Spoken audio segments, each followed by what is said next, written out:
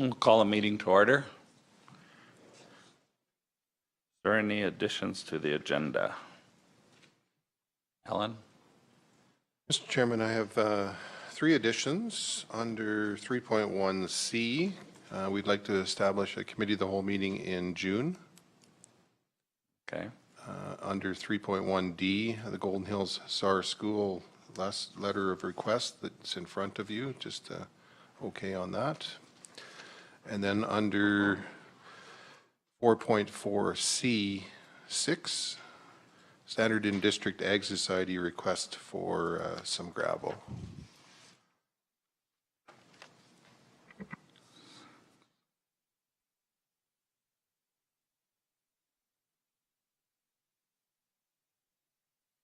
Okay, anything else? That's all, Mr. Chairman. Okay, any other additions? Ben? Yeah, I don't know, 3.2D, D or E, whichever it falls under, just the article in the, just about an article in the paper and a comment on it. 3.2D. Yeah. 3 what? Okay. E? Okay, yeah. E.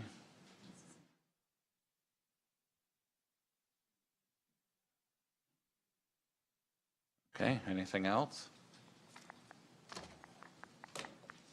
Motion to accept the agenda. Donna? All in favor?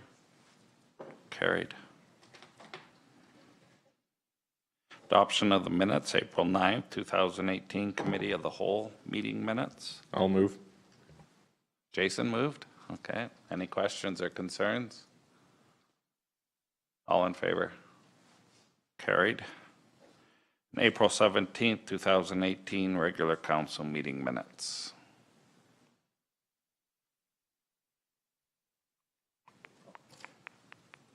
Scott? I'll move. Any questions or concerns? All in favor? Carried. And we'll move down to planning. First reading for bylaws. Bylaw 2018-02. Good morning. Good morning. So this is the first reading bylaw to redesignate plus or minus 40 acres from agricultural general district to rural business district within lot 2, plan 7510676. So it's informally known as the it's known as the Rocking Our Guest Ranch. So it's adjacent to Range Road 243 and approximately 0.4 miles east of Eagle Lake and 2 miles north of the hamlet of Nameka. So staff's recommendation is that council grant first reading of the bylaw to redesignate 40 acres from the agricultural general to the rural business district, and that council accepts option 1, which is that bylaw 2018-02 be given first reading, and the motion that a public hearing is scheduled for June 5th, 2018 to commence at 9 a.m. in council chambers. Not sure why it's not on the screen here.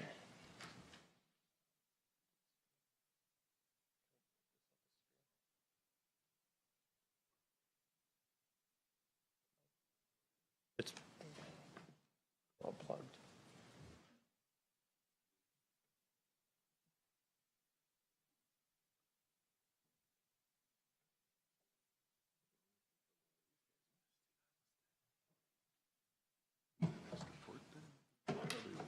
This one here.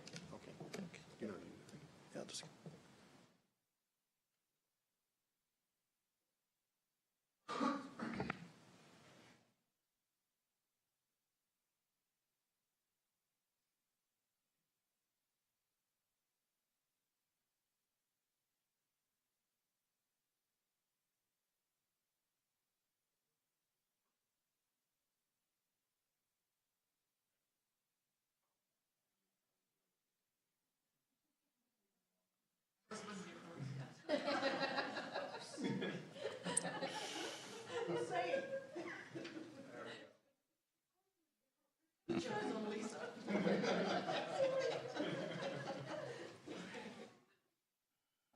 Okay, so the proposed rezoning is the current site of the Rockynar Guest Ranch, which is a bed and breakfast style resort that caters to international and local guests alike for solitude in a country residential setting.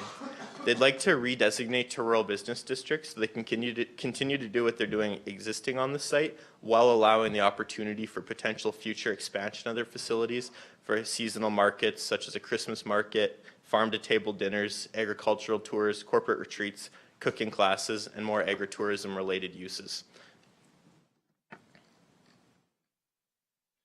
We are recommending approval as it aligns with the Regional Growth Management Strategy. It focuses economic development, growth, and development in a noted growth node.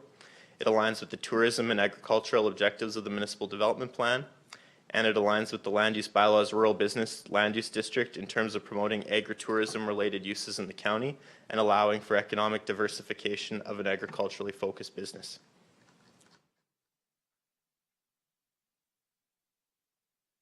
So the proposed rezoning would allow for new uses in addition to the existing lodging facilities and the wedding tent, which falls under that entertainment venue definition. They do have an existing development permit, which allows for the lodging and the weddings, so that would continue to exist as long as this business is operational and within the parameters of what that development permit states. But the landowner/applicant would now be allowed to apply for additional development permits for new uses if this rezoning was approved, such as the craft market or the agricultural tours. The current development permit doesn't allow for a lot of these uses to take place. They have noted that any new uses such as the craft market or the tours would utilize the existing facilities and no new infrastructure would be required. So they're not planning to build any new buildings or anything like that at this time. In the event that significant changes are made to the site and they do want to do new buildings, there would be more development permits required for that, and then those would be considered on their own merits. The rezoning provides long-term security through the rezoning process that agritourism-related uses are suitable and appropriate in this location and align with the county's stat documents and long-term planning for the area. So it provides greater assurance for the business owner that they can continue to have more businesses operate on this parcel. We reviewed it through the South Saskatchewan Regional Plan, the Regional Growth Management Strategy, and the Municipal Development Plan, and found alignment largely within the tourism development section of the MDP. We also reviewed it through the Eagle Lake Area Structure Plan, as this area falls within it. However, given the age of the ASP and significantly shifted market conditions, environmental realities, and government policy changes at the federal, provincial, and municipal level, it doesn't really provide that clear planning direction for the area in terms of these changes. It notes Eagle Lake as a regional recreational lake destination with increased development along its shoreline and as a regional hub for residents for swimming and other recreational activities. Clearly, that's not really the case with Eagle Lake, so that ASP definitely requires some updating. So we did look at it through the lens of the ASP, but with some caution. In terms of the land use bylaw, it aligns with the land use bylaw, as definitions and uses within this district fit within the overall business plan and vision that the applicant has for the parcel, such as a farmer's market, market garden, the bed and breakfast, agritourism business, lodging facility, or outdoor cafe. It's also within the Calgary Metropolitan Growth Board plan area. However, because it fits largely within the county's plans and it's not no changes are needed to any statutory plans, it doesn't require board approval, as far as I know at this time. Circulated it to all external agencies. Alberta Health Services had their regular comments. They noted they do have a valid food permit from AHS for the operation of a food facility at the wedding pavilion, and they also have health approval for the bed and breakfast facility. TELUS had no objections. The WAD had no objections. Fortis noted no concerns. Internally, our agricultural department noted they have no concerns as the redesignation is unlikely to result in additional impacts to agriculture or the environment. Development Services has no issue. The location of the parcels in an area which has a campground and tree farms already. Future uses may include a market. This is a permitted use and would not be circulated to local residents. However, details of the application would be provided to the Public Works Transportation Department for comments on traffic impact. And several of the other agritourism uses the applicant would like to do are discretionary uses, so these would be circulated to the neighbors and would go to Planning Commission for a decision. I asked our transportation department if they wanted a TIA. At this point, they said no TIA is required, and that the shared existing approach is fine. But it may require an inspection at a future development permit stage, just to make sure it's up to our current standard. So we circulated it to landowners and set a new record for circulation letters received. We got 18 in support, so that's good. I'll just go down to all the letters are in the package, so unless you want me to read all 18. Thank you. So this is the location plan of the proposed rezoning plan area, east of Eagle Lake. Go down to the area plan, which doesn't show up well. So that's the bylaw map. That'll be tied to the bylaw of the land that's going to rural business. And that's a map showing everyone that was circulated for this particular application. And the rest of the package is the letters that were submitted. So I'll just go back up to the options for council's consideration, and that concludes my presentation. Thank you. Thank you. Is there any questions?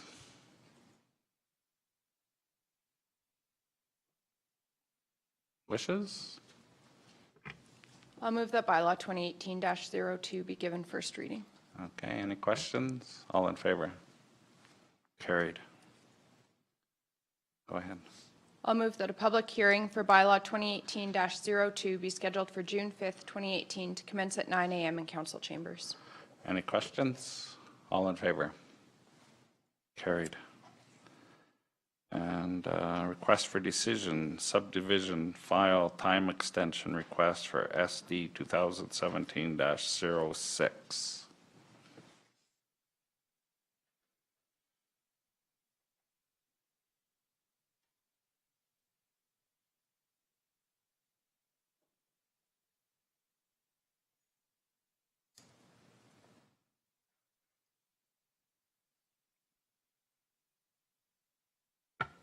All right, good morning. Good morning. So I have a time extension request for subdivision application SD 2017-06. The request is to extend their conditional subdivision for another 6 months. It did expire on April 18th of this past month. So they have come, and this was unfortunately the closest council that they could get in with the situation. So the recommendation from staff is that council choose option 1 to approve a 6-month time extension for subdivision 2017-06.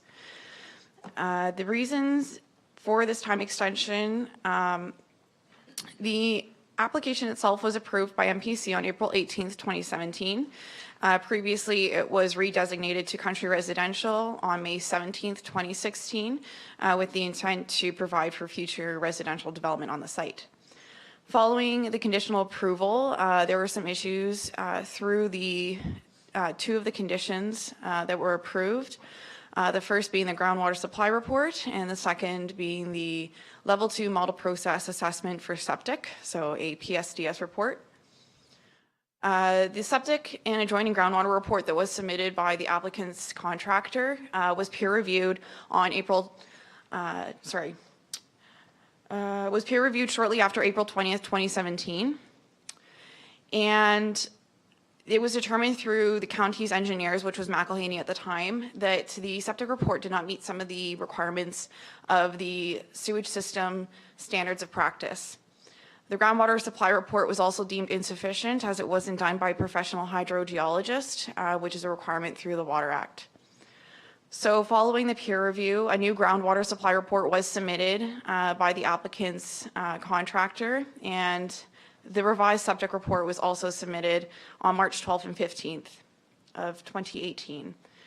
Now that we had a new engineering contractor for the county, SEMA Plus was the new one, so they peer reviewed them separately on March 13th and 20th. The peer review was then submitted in early April to the county, and the groundwater supply report was deemed sufficient, so it met the requirements as per the engineer's peer review. However, they still noted that there were deficiencies with the septic report that was submitted based on the provincial standards for septic report. So at this time, because of the delays due to the septic report still not meeting the requirements, staff have requested that council consider a time extension approval for this particular application. We've been working with the applicant closely to ensure that we are doing this very quickly and efficiently. Unfortunately, just because of the setbacks with the contractor and the report that they've been submitting, it has put an extension on the actual endorsement of this application. So staff deem it, deem it necessary that the time extension would be best to be approved just due to the circumstances that are surrounding this particular application. Now, council does have several options. The first option is that the time extension be motioned for approval for subdivision 2017-06. Option 2, that council refuse the time extension for SD 2017-06, or that council approve an alternate recommendation.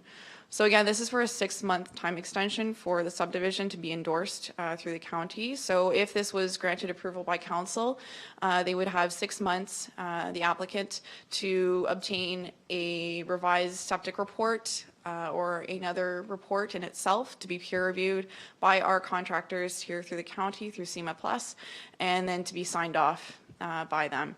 So we're giving them 6 months just in case anything else does come up. But again, option number 3 does allow council to provide an alternate recommendation if they deem it necessary. So that's all. Thank you. Thank you. Is there any questions? Council's wishes. Ben? Excuse me, I'll move that we go with option 1. I know this development quite well, and it's not an issue of the landowner, it's an issue of who he hired and his dealing with staff here at the county. The landowner's pushing him to get it done, and so I'll move approval for the 6 months. Okay, any questions? All in favor? Carried. Request for decision, redraft peer review cost recovery policy.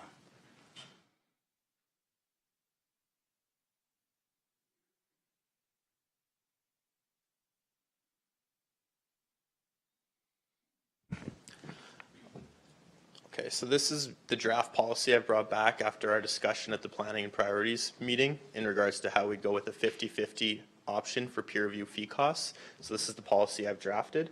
So it provides a process and structure for the county to recover a portion of the actual engineering costs incurred by the county in the course of the professional peer review for technical studies for land use, subdivision, and DP applications, as well as statutory plan applications or amendments. So the recommendation is that council approve the draft peer review fee cost recovery policy as attached. I'll just do a quick refresher. Currently, Wheatland County charges landowners 100% of the peer review costs. If this policy is adopted by council, we would take on 50% of the costs, and then the landowner would pay 50% of the costs of the peer review studies. It provides a stronger framework and basis for the county to charge the fees from a cost recovery perspective.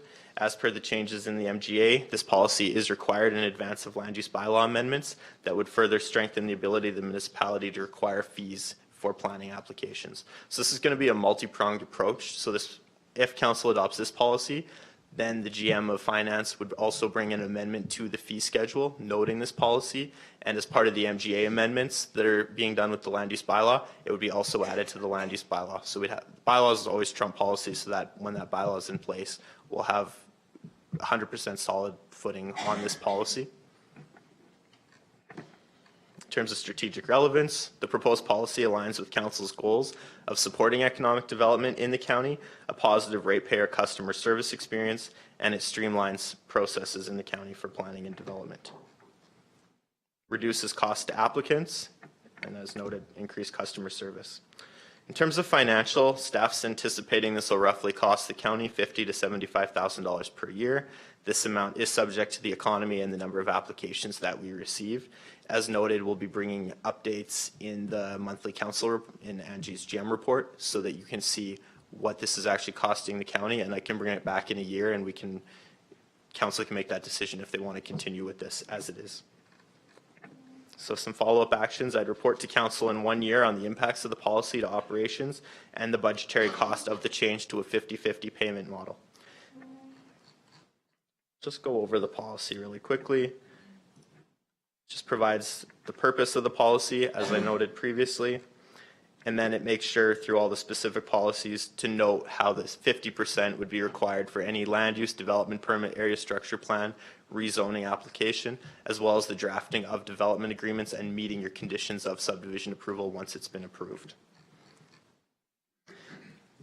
And finally, if any invoices aren't paid within 6 months of the date of issuance of the invoice by the county to the landowner, the outstanding invoices would be sent to a collection agency.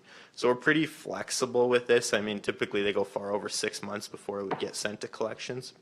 We try to work with everybody and send lots of warning letters. So that concludes my summary of the policy. Thank you. Thank you. Is there any questions? Council's wishes. I'll move that council approve the peer review fee cost recovery policy. Okay, any questions? All in favor? Carried. Thank you. Unfinished business, 3.1A, Red Deer River Watershed Alliance Board Representation.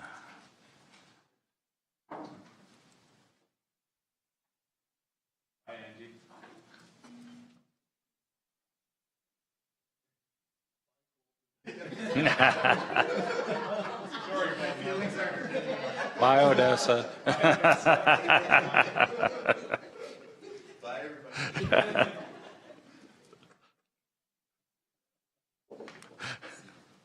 Okay. Who wants to be on the Red Deer River Watershed Alliance Board?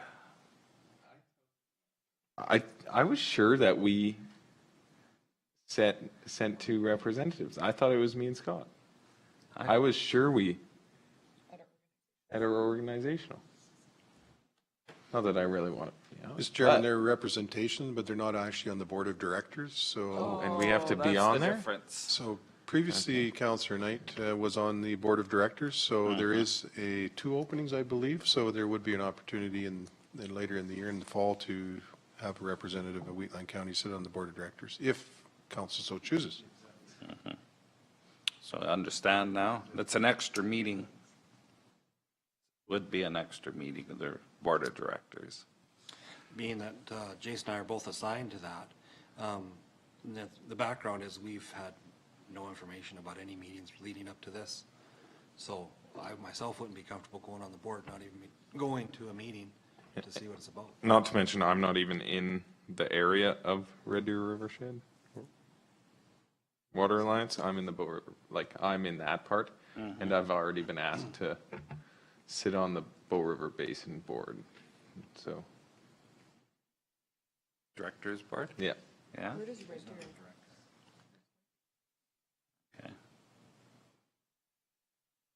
Okay. Through the chair, years ago, I was on that committee, and I think they only met 2, maybe 3 times a year, and I never really got much out of it.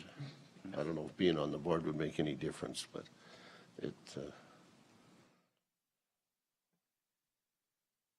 This to sit on the directors like Brenda did, that's half a dozen of them meet. And as you can read in the letter. So it's not a requirement, that's for sure. It's just, I think, looking for an interested party if they want to be in it.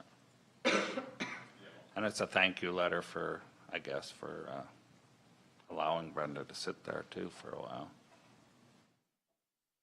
I'll ask, through the chair, I just asked the staff, to Alan, I guess, did anything come out of, with Brenda sitting on that board? I didn't think, nothing ever came to us that was of any significance, did it?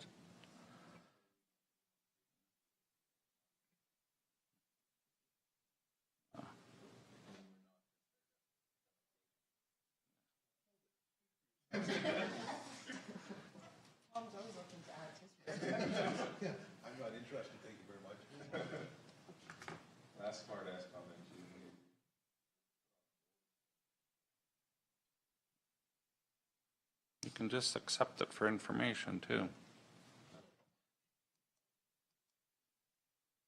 I move that we accept this letter from the Red Deer River Watershed as information, and that's it.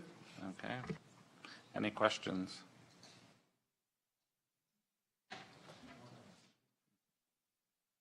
All in favor? You can write that all down, Margaret, or? Okay.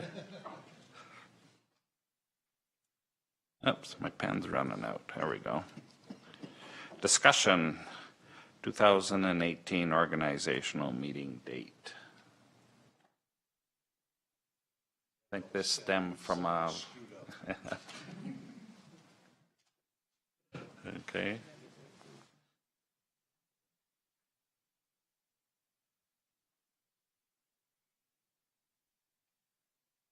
Go ahead. I'd like to move that we change the organizational meeting to October 29th from October 23rd. Any questions?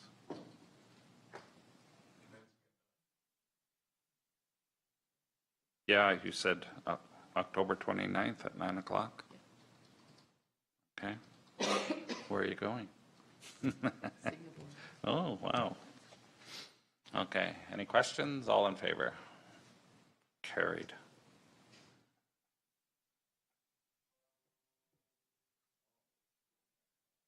Donna, thank you. You saved me about $5,000 because I was on the 25th. That's probably what I'm going to spend. Yeah.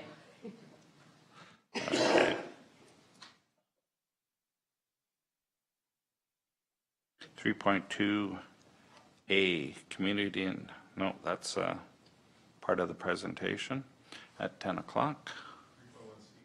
3.1. Oh, the additions, okay, committee of the whole, thanks, Ellen. I don't have space underneath, I have to write them on the side, then I forget them. So we'd like a committee of the whole meeting in June? Any good dates, guys? Gals?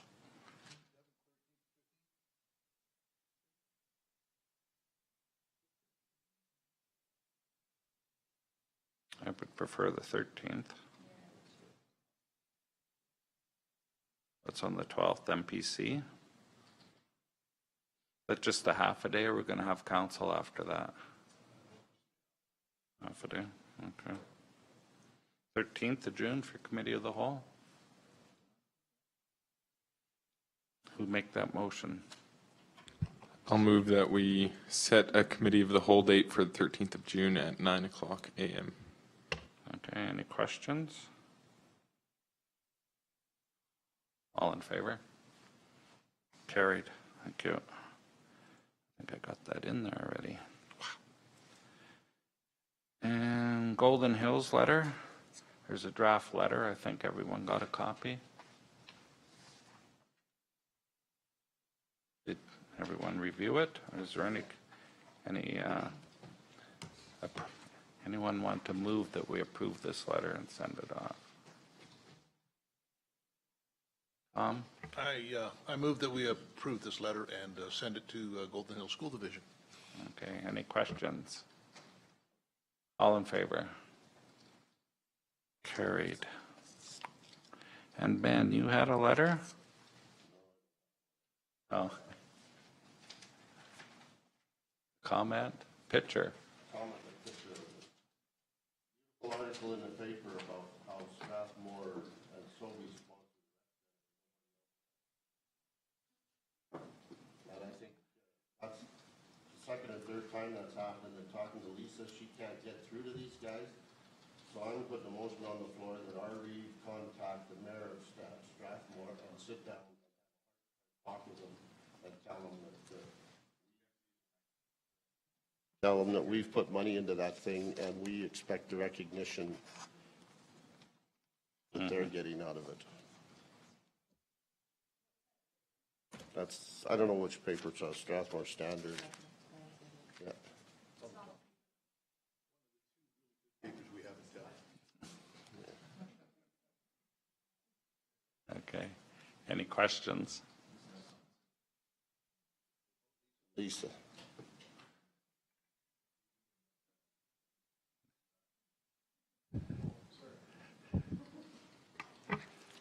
So it wasn't the standard that did it, though, it was, the presentation was made at the council meeting in town council. When they said that they were going to do this, I did ask if we could do it at a separate meeting with Golden Hills School Division, Town of Strathmore, and the Wheatland County Councils all there, present for it. I didn't hear back from them. This is, I think, the third time that this has happened now. I think that with all of us as partners, that should be how it's done. And yet it's presented and it's through the town, and I don't know if it's a contractor that they had hired that was setting it all up, but it's through the town that is setting all these up and doing all the news releases. Okay. Any other comments? And I guess just the reason I'm putting that on there and requesting that the Reeve talk to him is because this isn't the first time it's happened. And it seems it happened, and I don't mean just this year, I mean in the past with other councils. When we do try to get together with them and work with them, we never get any of the credit for it. I have brought it up in the past, and I've been trying to get a meeting, but not in the last month. I haven't been. I will try a little harder and get a meeting with them for sure.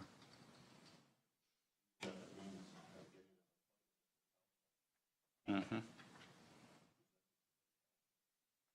Yeah, we can do that too. Well, I'm sure if I get a hold of them, I'll be able to meet with them. Any other questions? All in favor? Carried.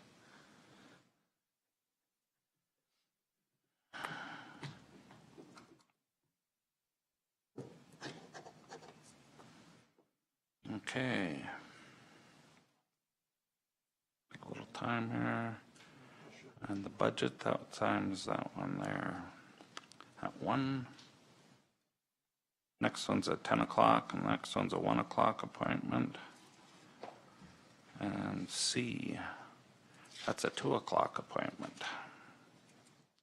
So we'll go down to reports. Reeves report. I got a few things on the server. While you're looking at that, I just got this in the mail today. Alberta's Promise. I haven't seen or heard of them for a couple years. There's a little red wagon in our office there. They come and present it to us. It was a support of trying to draw resources together for support of children in the province. And yeah, they must be reviving because they sent a little letter here.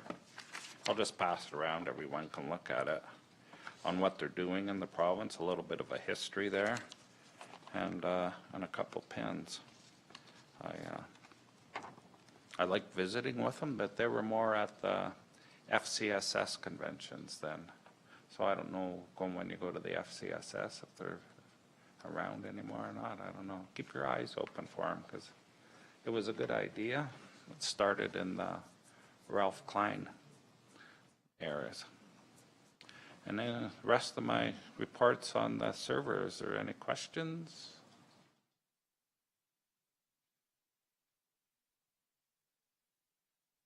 If not, I'll move my report as presented. No questions, all in favor? Opposed? In favor? Carried. Thank you. Can't have any shiny stuff. I like to distract people. Deputy Reeves report. My report's on here. Some of the things I went to the Wheatland Rural Crime Watch. There was a lot of discussion about what are people's rights to protect themselves. There was a letter brought forward by one of the residents. Basically want to know what they're allowed to do, and I suggested that they get a lawyer to find out exactly their rights if that's what they want to do. That was brought forward by one person. Well, people want to know how they can defend themselves. I mean, and that's the reality of it. So I don't know if there's any way the county can help with that, if there's any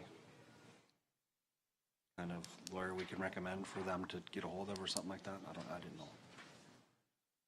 And the other one, April 27th, I was at Lakes and Muirfield in conjunction with our bylaw that we talked about here earlier, and met with their HOA, and Mr. Souza was there, and our bylaw was there.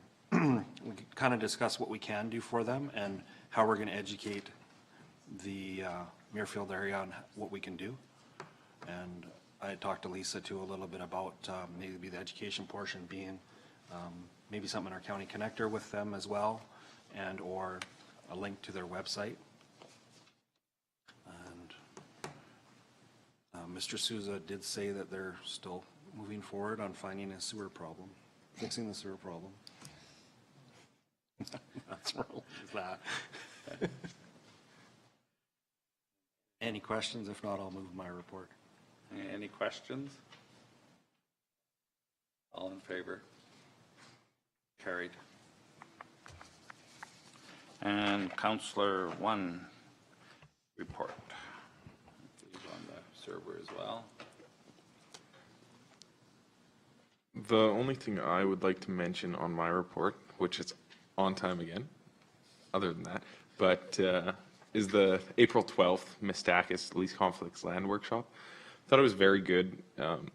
I think the mapping system that they will be trying to build for the two counties will be very beneficial for definitely finding where to put these very controversial energy developments.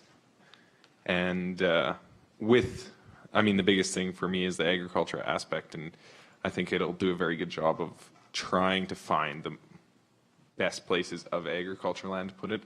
And I mean, the San something Valley Gateway, the California's solar project, out of 9 million acres, 500,000 were eligible in this least conflicts lands mapping device. So that shows that there's a lot of aspects to be taken into account when these developments come up. So other than that, if there's no questions, I'll move my report as read. Any questions? Ben? Not a question, just a comment. You're right, it was a good, and we've got other ones to come, but I've got a funny feeling that it's going to be a lot of it's going to be too late, because these guys are out there going hell-bent for election. We've got another one in my area already starting looking at wind towers west of my place, and they're out there trying to get the land optioned up, and there's one out east, and by the time we get this thing in place, we're not going to be able to implement what we're trying to get implemented, but it's a good workshop anyways. Talking about Northland? Yep.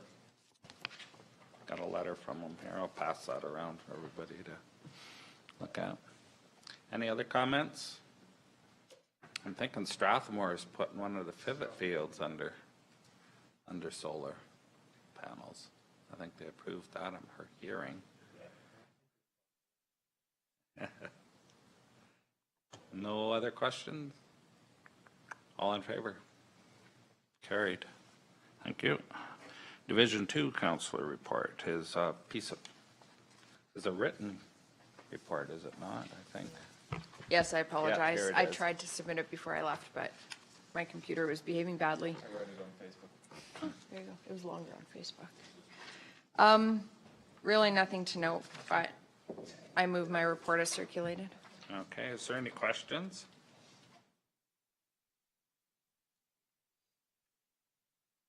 All in favor? Carried, thank you. Division 3 Councillor report. I just want to, we have the economic development, of course, that speaker series got canceled. So we have another committee formed. At the committee meeting, we had BJ from Rosebud Country Inn, and Lisa, myself, Terry from Rockenar Ranch, and Wendy from Community Futures. And we've kind of steered it a different way. I think it's a great idea. We're all in tourism, so it is more ag tourism based, kind of the way we're going. I don't know if anybody knows Roger Brooks, but he's quite a good speaker. he not only, he's about communities, it's not just tourism. At the Badlands, he kind of explained what communities can do to keep people in their community and entertain them in their community and to bring people in, and different ways of doing it. He's a very meat and potato speaker. He gives you ideas. He actually goes to communities and will analyze what, he kind of takes what resources you have and makes it work for you. He's very, very well spoken, very educated. So we've kind of, and Canadian Badlands would like to have him speak again. So what we've kind of thought about is he has a speaker series. So we'd like to go to every community, and they're not called workshops, but we can introduce the community, let's say like Rosebud, we could introduce the community there to a series of his speakers that would pertain, speeches that would pertain to there, or one in Carsland, Gleason, go to the communities individually and promote kind of what we're trying to get at, and then have him as a keynote speaker, and either have it a day or one day, full day or half day, and then kind of go into workshops where we can, the county can actually get involved with and, explain more about permitting and to have different subjects that would interest business owners. And I think it's a much,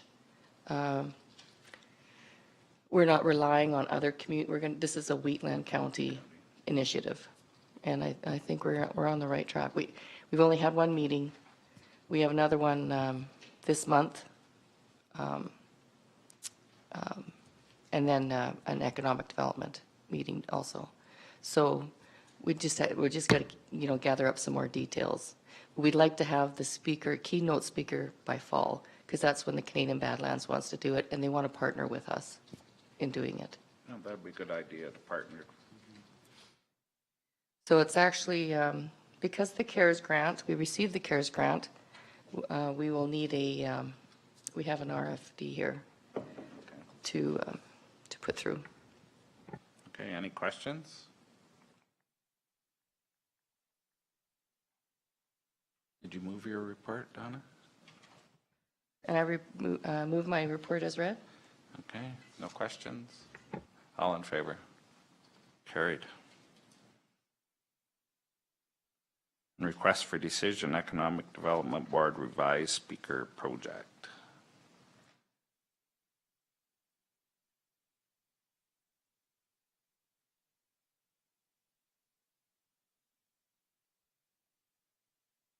And this is just what we're speaking to. If the county was to get involved, just a thought, with our permitting process, there should be time for feedback too, because the business owners will be there, and ideas for us to improve always, yeah, a thought. But any thoughts, comments? There's lots of stats on ag tourism too that Wendy has that I didn't actually bring to council. It was mostly on the farm, open farm days. But I do have lots of other stats because I'm in tourism that it is bringing in, it is one of the bigger motivators now for businesses economically. Yeah. Council's wishes.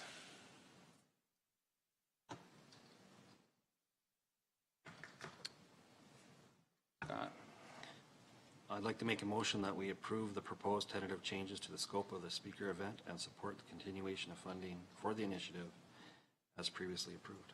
Okay. Any questions? All in favor? Carried. Thank you. Councillor Ford report. Councillor report. Division 4 Councillor report. I think my fellow councillors have ably discussed what most of and I have nothing else, so I move my report. Okay.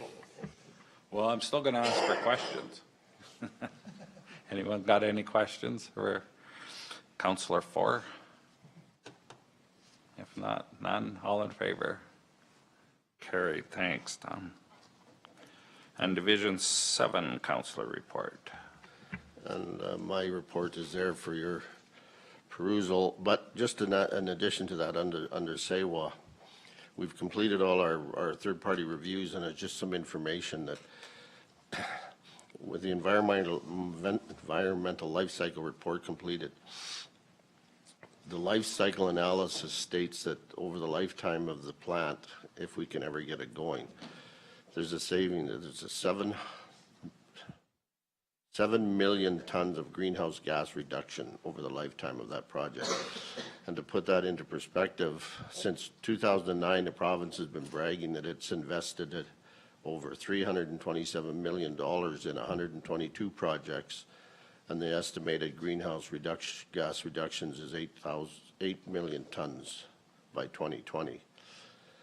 So if we can save through SAVE, if we can save 7 million tons, that's, you figure right now it's $30 a ton, that works out to about $210 million, Yeah. which is half the price of the plant.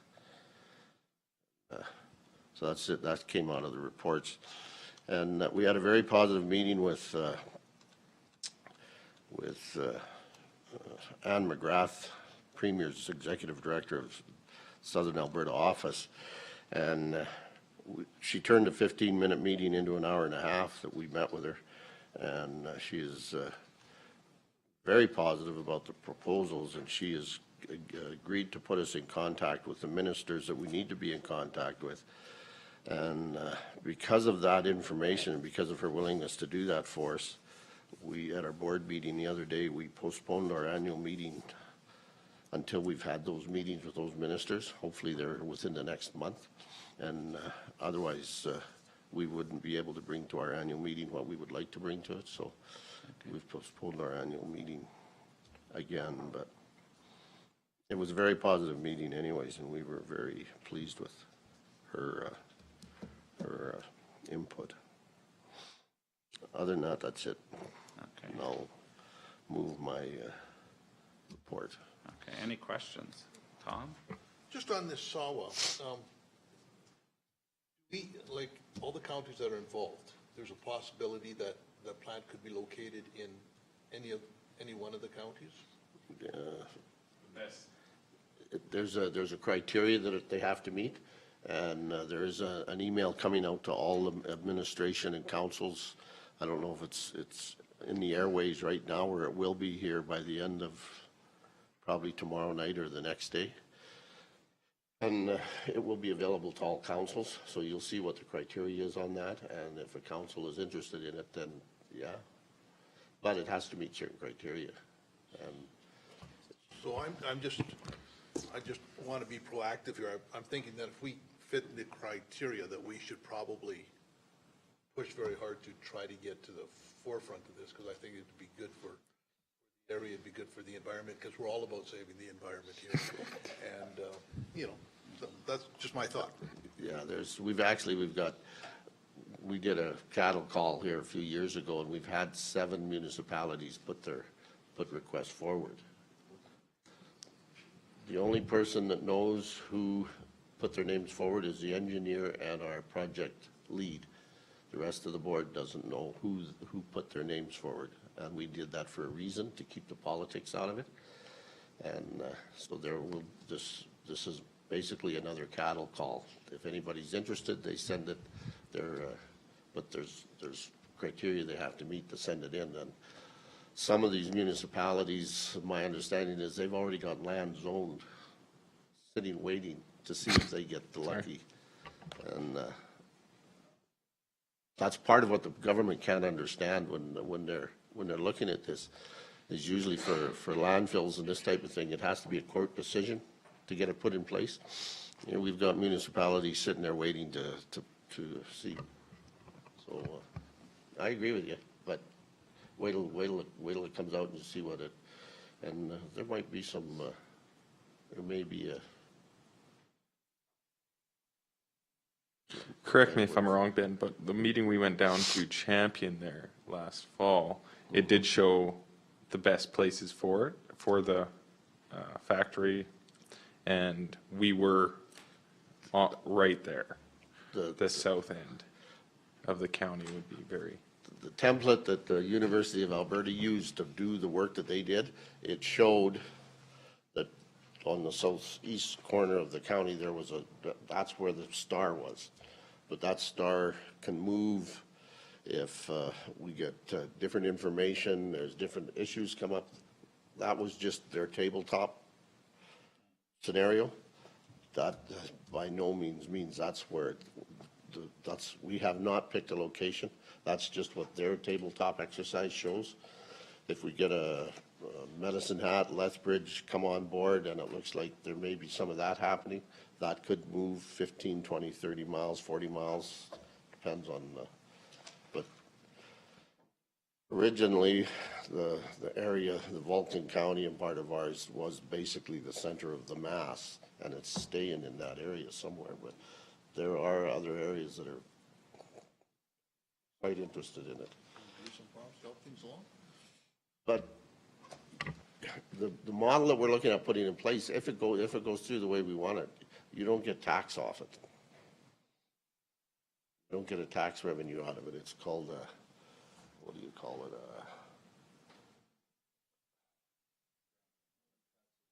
Yeah, it's non-taxable, but there is a payment that they make on the production or and it's called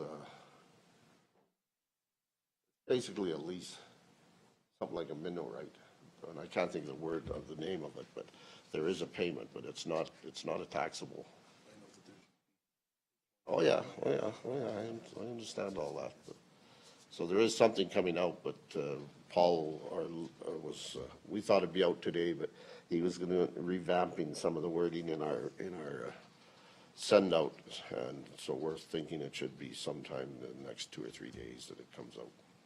Well, when it comes out, we'll certainly Yeah. make room for it. Maybe the committee as a whole. Yep. Okay. Enough. Questions? All in favor? Carried. Farm Tech Conference. That part of your report, Ben, that you moved? Sorry, okay, staff reports, CAO. Go ahead. Good morning. Good morning. Thank you, Mr. Chairman. My Chief Administrative Officer's report is attached in the package. If there's any questions, Mr. Chairman, I'd entertain those now. Okay, any questions?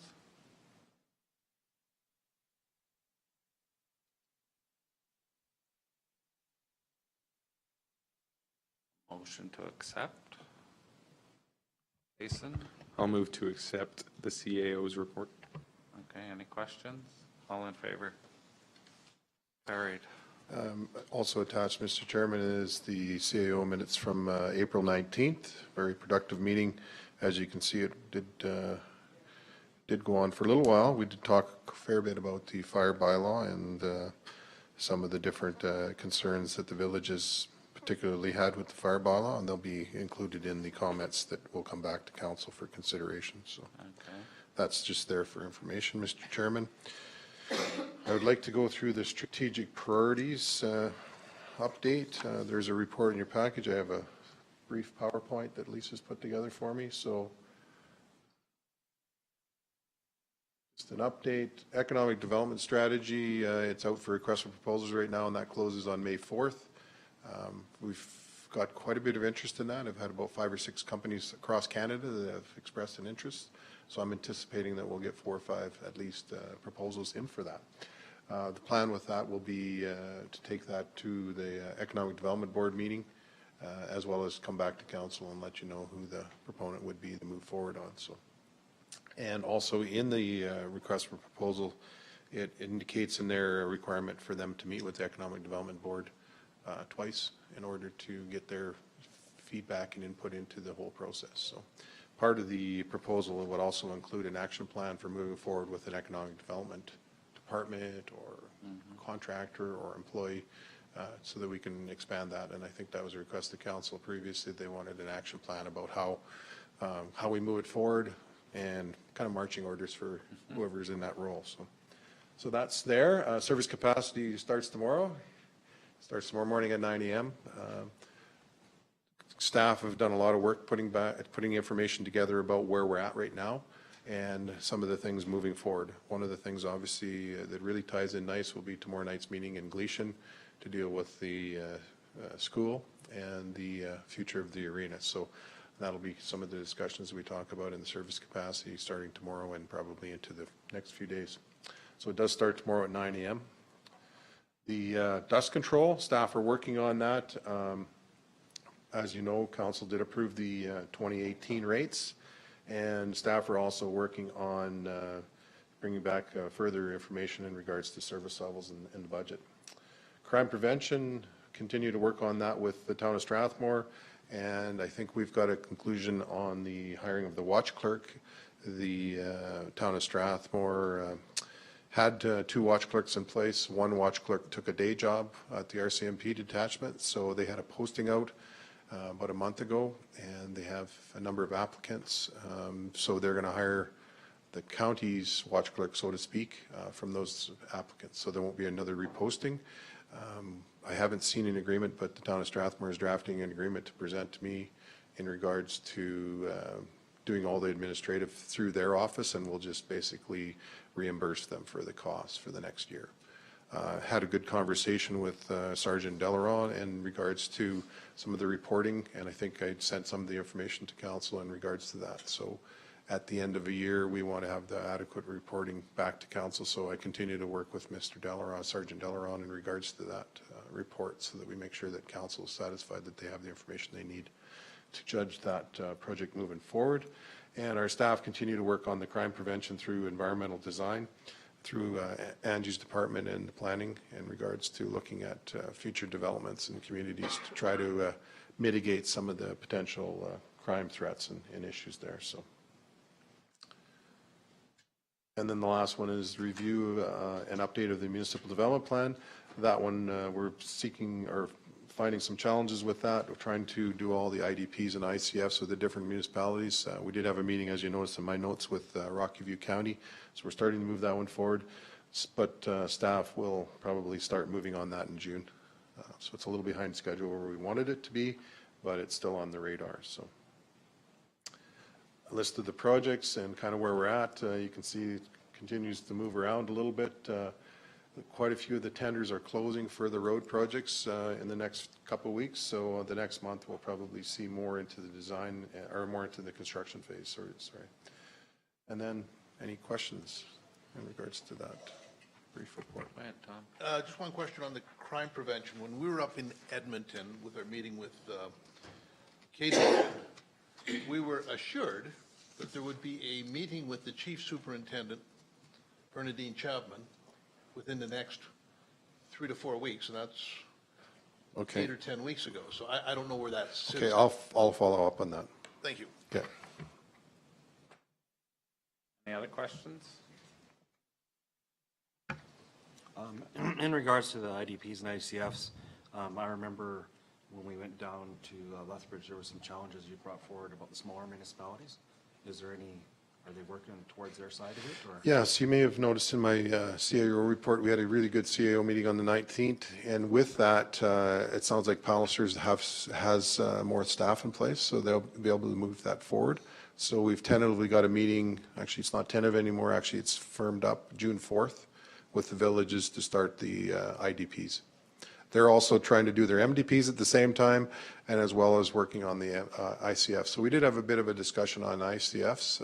As you know, my counterparts in the villages are a little bit newer than I am, so I just give them some information on some of the things we do, like we grade a few roads and provide different services or waste transfer sites. We fund quite a bit of that. So I've got a pretty good list put together. So the intent is still to provide a draft to council once we kind of get through it administratively, and then go from there. So we're going to work with all 3 villages at the same time, and then will basically, some of the services, some of the IDPs, obviously some of the components will be different, but they'll look quite similar.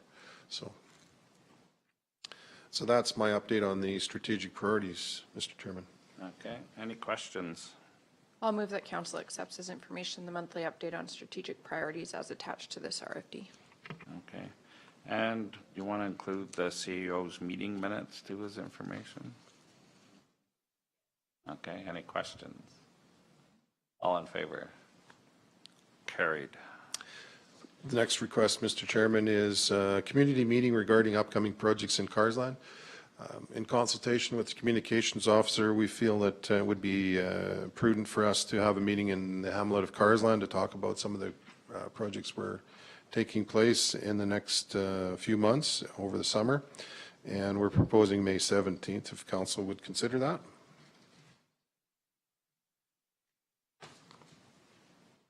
This be like the landowner meetings we have with the thing, or? Similar, yeah. This will be a little bit, yeah, along the same kind of lines, Glenn, but I guess we would open it up to the community so that we can explain why we're doing these projects, why we're doing them now, and what's going to be entailed.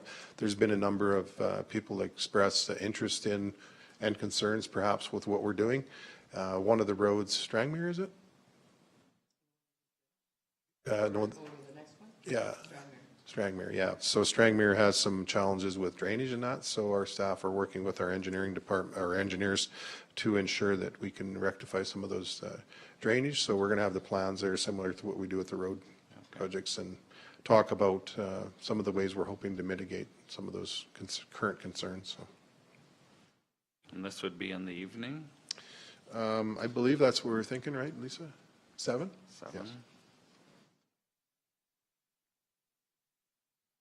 Council. So is this for all of council or just the councillors of the area? With the well, yeah. But the rest of us, that's nothing that the rest of us need to do. I wouldn't think so, Councillor Armstrong. No. So if you wanted to include that in the motion, whoever's making the motion, you could certainly do that. Area councillor, the Reeve and the deputy Reeve. That's who we were kind of hoping would be able to attend that day. I move that we approve proposal community meeting on May 17th with myself, the Deputy Reeve, and the Reeve at 7 o'clock, May 17th.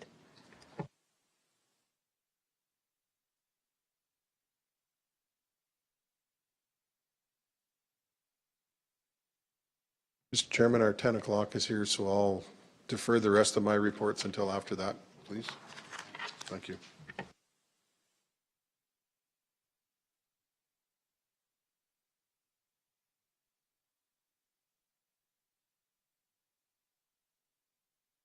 I will remember to turn the mic on because I've been watching you guys on YouTube, and at times I don't hear some of the comments because someone's forgotten to turn on their mic.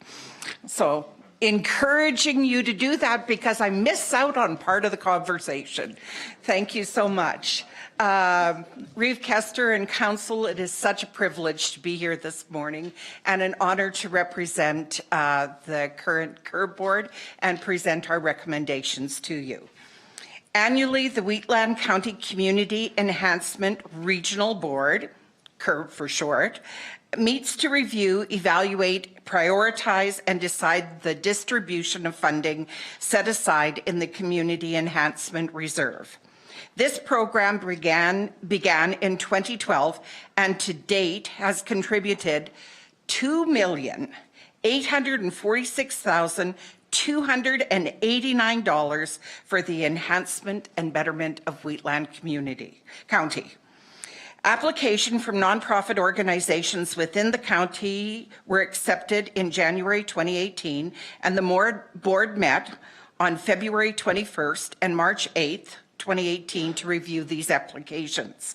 Board members assembled to undertake the task of reviewing 57 applications, including a total request for grant funds of $743,081. From the 57 applications, the committee is recommending funding for 50 applications totaling $387,575. 7 community enhancement grant funding applications are being proposed to be declined. The board respectfully submits the attached recommendations to Wheatland County Council for consideration for the 28 county enhancement grant funding. The board has followed its guidelines in making these recommendations and extends its appreciation and thanks to County Council for the opportunity to be part of this community enhancement initiative. Thank you for that. I want to also express our extreme thanks for Jessica Salmon for all that she does for our board and putting stuff together for us. She is a valuable asset for us, and we're very grateful for that. And I want to say about the members of this group, it's great to connect with people from across our county and to see them working together to really serve the whole of the county in the decision-making process. Thank you. Thank you. Thank the committee. Is there any questions?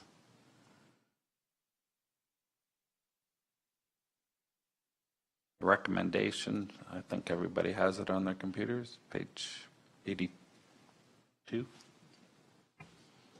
I'll move that council approve the 2018 Community Enhancement Grant Funding for $387,575 as recommended by the Community Enhancement Regional Board, and that this amount be funded from the Community Enhancement Reserve. Okay, any questions? All in favor? Carried. Thanks, Marcy. It's a valuable service you're providing. Thank you. It was amazing that we did it in 2 meetings this year. Oh, really? Yeah. It's really become, I think, a well-oiled machine. Okay. So thank you so much, and best wishes for the rest of your day. Okay, thank you. Thanks for coming in.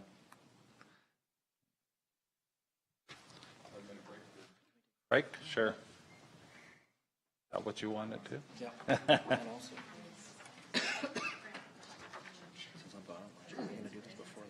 Oh, yeah. Something that I should be here for.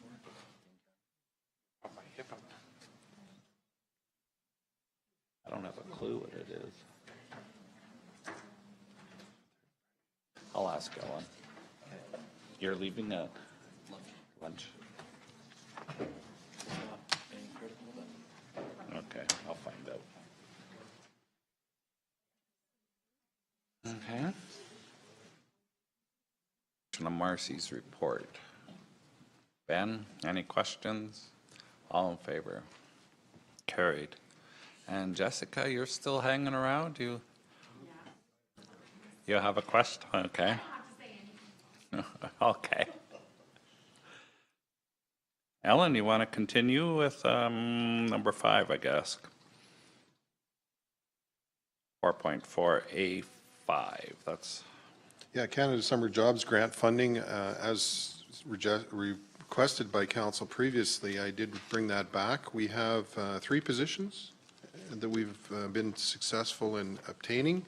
The application and agreement is attached. If there's any questions, Mr. Chairman, we're just looking for a motion to continue on with hiring those positions and receiving the grant. I have a question through the chair to Alan. For that grant application, was that federal? Did we have to sign that document was that part of that documentation that we sent in did we have to sign on that we agreed with the Liberal mandate? Ben, the application is in the package, and we would have to sign the attestation. And I did have a lot of reservations about that, so I did do some research. And the minister, the Labor Minister, Patty Hadju, has clarified, and they have put out a guide around that attestation that clarifies what you're signing. And you're not agreeing to any statement about the beliefs or values of your organization.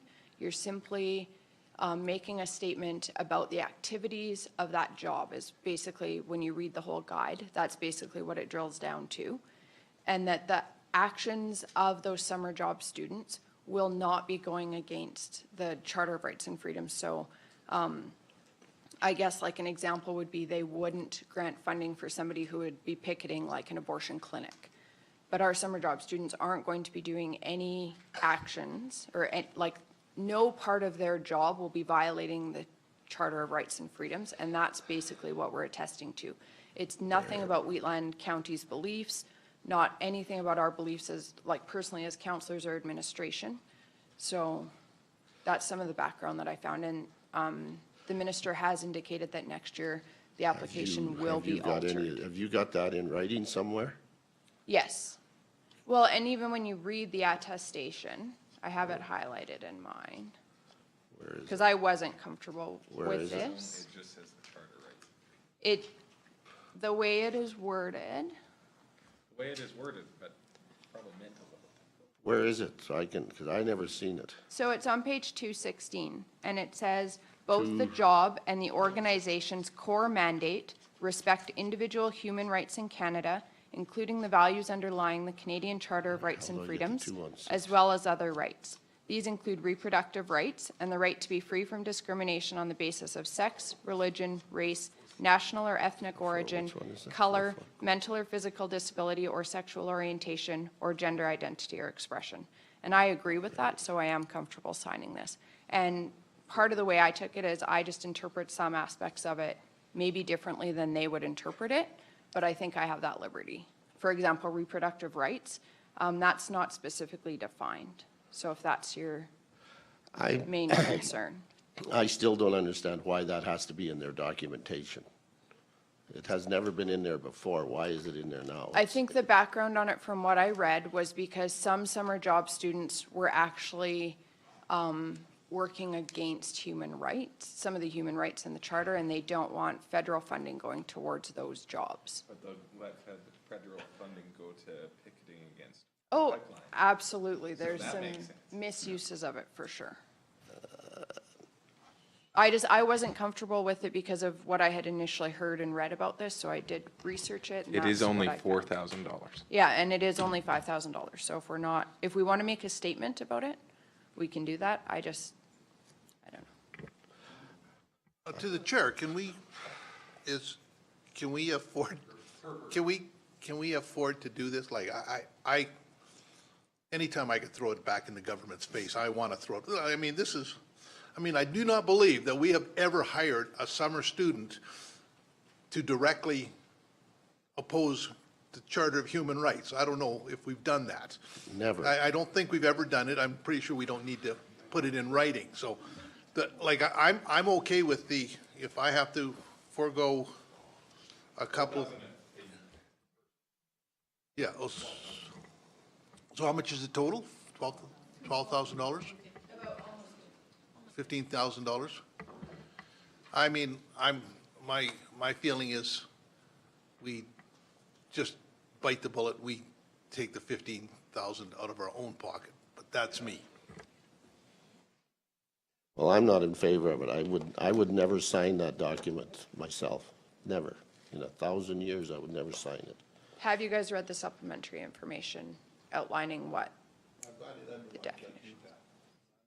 Okay, well, if you go on this website, you could read the supplementary information. It's why is it there? There's a reason for Yeah. something to be there that's not been there before.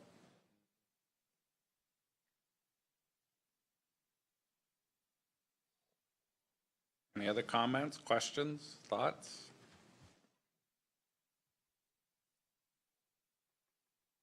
Council's wishes.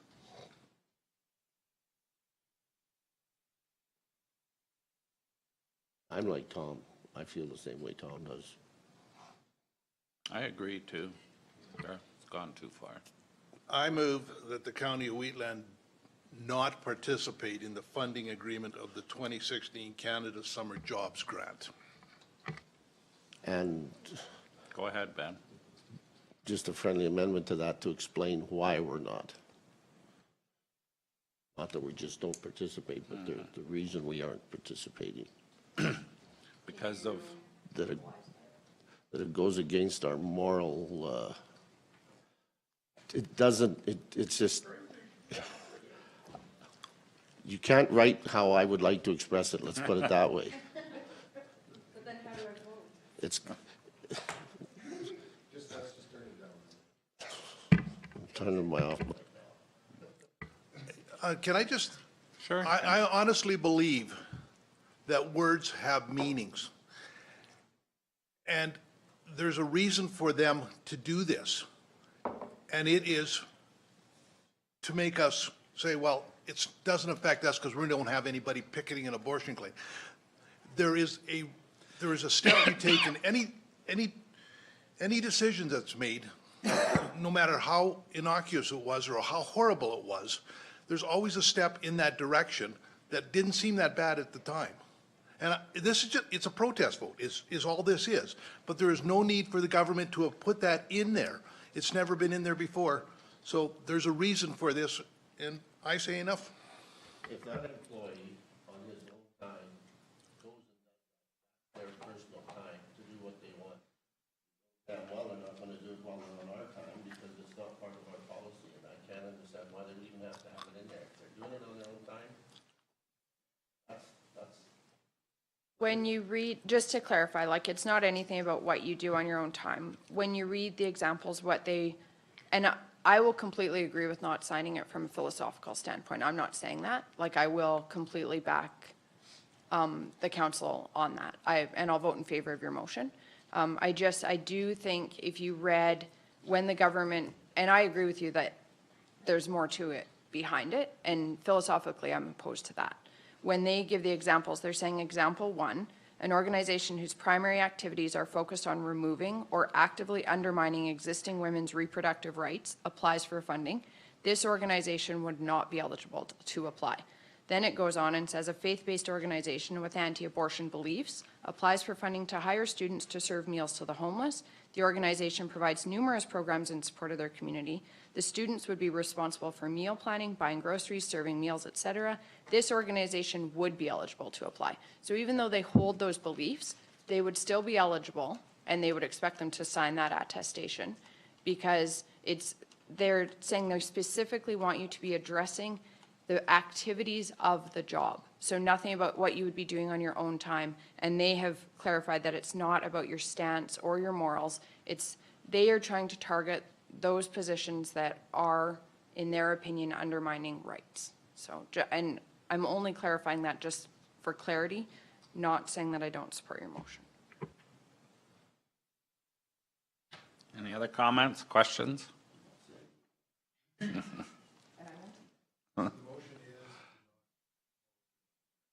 That's right. That's what the motion is, not to apply.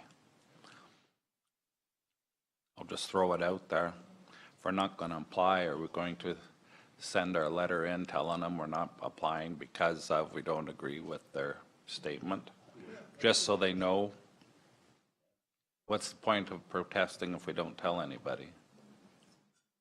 Okay, add that in. Yes. Okay, get that, Margaret. You can apply for it, but don't sign it. Tell them why we're protesting. Any other questions? Yeah. No, that's not why we're not signing it. Yeah. Okay. Okay. Any other questions? All in favor? Carried. Thank you. Request for decision, Wheatland County, how do you say that word, Voyant Alert System?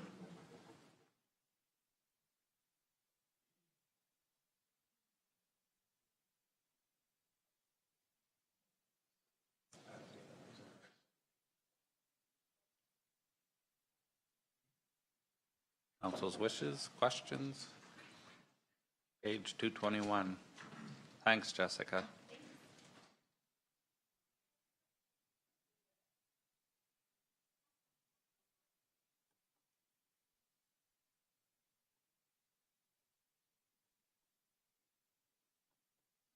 Everyone asleep? I'll move that council approve the purchase of an annual service subscription for the Voyant Alert System at a cost of $4,000 to be taken from the Emergency Preparedness Reserve and further approve that administration establish, implement an individual, that administration establish/implement an individualized Wheatland County alert and information system. Okay.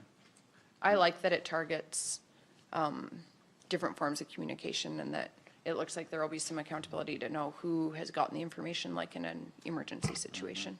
I think it's a neat system. Yeah. Any questions, concerns?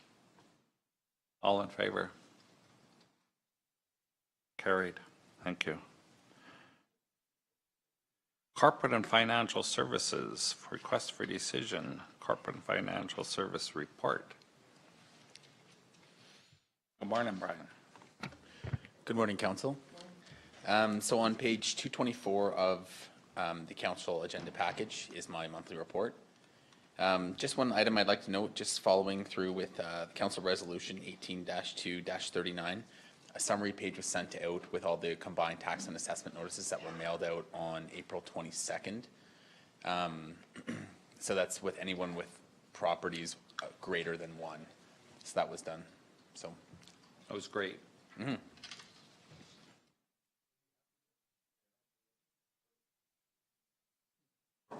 It worked for you too, Jason? Yeah, good.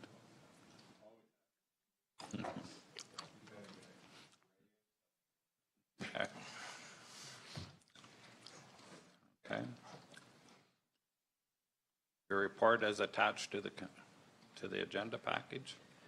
Is there anything you want to say about it, Brian, or any questions from council? I had nothing further to add on my report. If there is any questions, please feel free to let me know. Any questions? Accept. Okay, no questions? All in favor? Carried.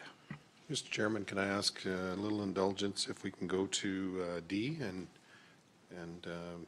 Sorry, can't hear you. General Manager Lucas, if we can go to Okay. her report while she's here, and then Okay. You get bumped, Brian.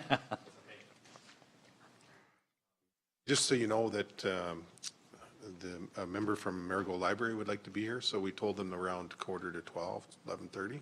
So you're running a little faster than I thought, so that's my fault. But so we just wanted to make sure that she was here when we do the library stuff. Okay, So that's why. okay. You're bumped for a long time.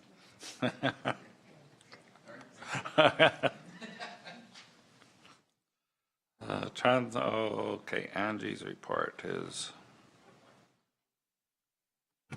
Agriculture, Community and Protective Services, number D. Go ahead. Good morning, Angie. Good morning. Thank you, Mr. Chairman, and thank you, Alan, for indulging me. I'm just super busy running between meetings right now, so there's quite a bit going on. I'm just going quickly, looking through the report. We put the reports together, you know, to get on the agenda a little bit ahead of time, so I'm just checking to see that there aren't any updates that you need to have. I haven't talked about the Calgary Metropolitan Regional Board meetings for a little while. For myself, as you know, I'm on the TAG representative. We still continue to meet on Fridays. Sometimes it's every Friday, sometimes it's every other Friday. That seems to be going well. It's moving ahead quite quickly. The consultants have been hired and they're in place now. So we are working diligently with them and the new project team, which consists of Lisa Tipman and Jordan, who come to the TAG meeting, and they actually run the TAG meeting now. So there is more structure in place. As I say, it's moving ahead quite quickly. I think there have been meetings set up with the CEOs, each of the CEOs for each member, municipality member, for either next week or the week after, I'm not sure. That input will then start to be provided. The goal, of course, is to create the interim plan for September, and the accompanying REF, as it's called, that's the evaluation framework. We have a draft that I believe is going to the Land Use Committee meeting coming up. I'm not sure if it's this week or next week. I'm not sure the date of that. So we're waiting, the TAG meeting group is waiting for feedback from the Land Use Committee and eventually the servicing committee, so that we can move forward on creating that interim plan. So there's a lot of connected pieces moving quite quickly now, but everyone seems to be in positive and good spirits, so that's good. I don't have any other information on that or anything else to add to the report. If you have any questions, I'd be happy to answer them. Thank you. Okay, any questions? I've got a question, but I don't know if this is the right, because this is just ag and you're not, mine's more around the development side and, but I thought you looked after that too. Yep. It's, excuse me, through the chair. Is it on the stats? There's stats in here, the development permit stats, or is it on projects? No, it's actually or- something that came out of a collaboration meeting that we had here last week.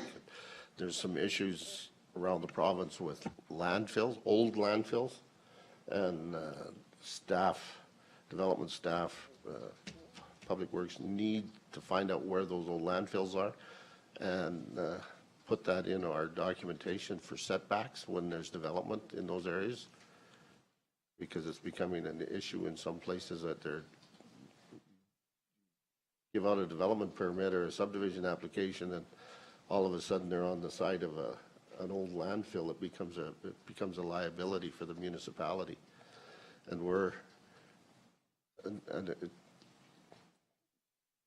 like you've got Standard, you've got Rocky Ford, you've got Hazard, they're independent municipalities, but their landfills are not in their own jurisdiction, they're in our jurisdiction. And their old ones are in our jurisdiction. So it becomes an issue when you're developing, and because half the people don't know where they're at anymore. Some of these old landfills, so there needs, we were talking around mapping and so that when somebody comes in for a development permit or a subdivision application, it should show up somewhere that, ooh, there's an old landfill in that area. Through the chair, that's interesting and concerning information. So what I'll do is I'll task one of my development officers to do some archival research from the county's perspective, but then we will connect with the villages, with their planning staff. It's Palliser, I believe, who's still doing their planning. Yeah. Get that archival information and work with Public Works for their knowledge as well, and then create that mapping. So where did this information come to you? Is it from the province or another municipality? It's a collaboration meeting. There's about eight associations, landfill associations, get together and just talk about issues that are happening around the province. And that came out of the discussion that there was, I think it was up in around Panoka or someplace up in there, that there was a Okay. Foothills, I think. Oh, okay. Had an issue with, I'm not sure if it was Foothills or not. Okay. Landfills and developments. And Okay. Yep, absolutely. We can definitely work Okay. on that. Thank you. Any other? Scott? Just as I was out at Muirfield here recently talking to them, it'd be nice to have some information on what we've controlled there, how many lots are left for development, and how many we've sold in the last little while, because I was surprised at how much is actually going on out there. And I haven't been there for a couple months, but there's quite a bit going on for council information too, because it's probably, I would say it's the fastest growing area of the county right at the moment in regards to development. And there's also some key things that tie in with that percentage-wise of phase one, so. You want to know how many lots are developed or under development? Under And how many- developments, yeah, just kind of a even, something on monthly report or something like that, yeah. Because we used to get the development permits at council level, we could see what was going on. Now that we've deferred that, we don't get that information, so. Any other questions, requests? Motion to accept as information? Okay. Any question? I'll move. Jason turned his mic on and mumbled something. I thought he moved.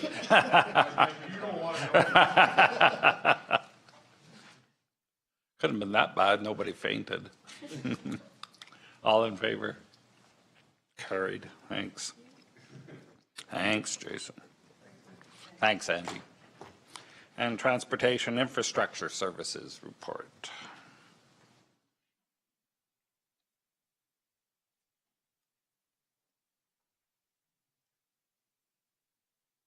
Morning, Dave.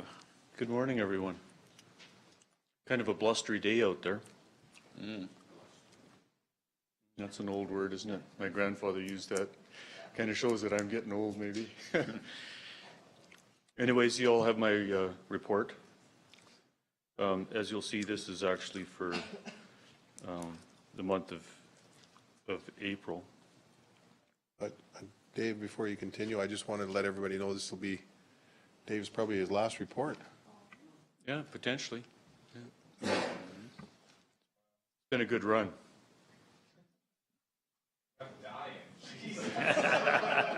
No, I'm just leaving. I'll run somewhere else. Yeah, so the report is kind of lagging behind a little bit, but I guess the plan is to have a little more accurate report for you of what happened in the past and then give you an update of what's happening more recently. And as you know, the big issues these days are the flooding, overland flooding and stuff.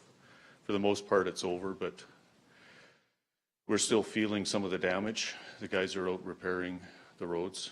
There was at least 50 spots that were compromised where the road was eroded away or caved in, culverts, that sort of thing. So the guys are busy. I came in early this morning and they were passing me on 817 heading south to do some more repairs. So they're hard at it, so it's good. Probably, I don't know, Mike, within a week or two we might have everything cleaned up if things go well. I've got numerous calls on your guys' efficiency and quickness to go out there and get there. They said that they've never seen the county out there as fast as they have, so. Yeah, we were really prepared. I would echo that. A couple of times I had complaint calls and they were resolved before I could like get the information back and forth from Alan, and people were very impressed both with like how fast things were fixed and the quality of the repairs. Yeah, and tell your ratepayers too, we appreciate the information because we can't be everywhere to see everything if we're all out working on areas. Like we might drive by them and see them, but there's some areas that we haven't discovered yet. So keep passing the information on to us and we'll get everything fixed up. And I appreciate that I could talk to Alan and Mike on a Saturday night and help the people out. That was very nice. I just have one question though. CPR culverts. We don't maintain them, do we? No, we don't, unfortunately. We don't have much say in them at all. We are negotiating with them on a couple, but yeah, it's a long, drawn-out process. Same with provincial. Not so much with the provincial. We have a really good working relationship with them. Okay, then I'll have to mention something because there is one up by Phil Cohesi's, up on the east On side. Highway 30. On 56. 56, sorry. Yeah. Yeah, if you give us that information, we'll pass it along. I think that's, yeah, I'm not sure which area that is. They're broken up into different zones, so they have different contractors in the different areas. That one's kind of on the borderline there, I think, but if you give us the information, we'll look into it. Other than that, I don't think there's any other real big updates or pressing matters. We do have a couple of requests for decision. I don't know if now is the time to look at them. Okay. We also wanted to talk, I don't know, is the one in camera? Yeah. Okay, so any other questions for Dave? Comments? Yesterday I mentioned that one at Springvale. Yes, and I've passed that along. Okay, and the Rosebud Golf Course looking. There's another one that just come to mind, on the 840, be about the 263 or something. Okay. That road going up the hill coming towards Rocky Ford. Yes. Yeah. There was a washout there a few years ago with fiber optics. Oh, okay. Yeah, we filled it in, but I'm seeing a ditch there again. I don't see the fiber optics. I didn't get out and have a look at it, but I'm thinking that ditch is back washed out again on that south side of that road. That's from Burke's straight to the 840 there. 840, yeah. Yeah. We'll add that to Drew's list to check out. Yeah, it's about 2 miles straight north of the or south of the 270 there. That's in the Grasswald area, so I can't tell you for sure. Yeah. Yeah. That's the only straight road I got in the Grasswald area. Yeah, it's pretty convoluted there, isn't it? So Yeah, I've passed those on to Russ Munchrath. He's going to kind of help us look after the erosion issues that we have. And we're going to start relying a little bit more on our consultant for some of these real tricky ones, because some of the things that we've done in the past, they work for a short period of time, but then again, they start eroding. So we're looking at maybe putting a little bit of engineering to it instead of just, doing it by the way we used to do it kind of thing.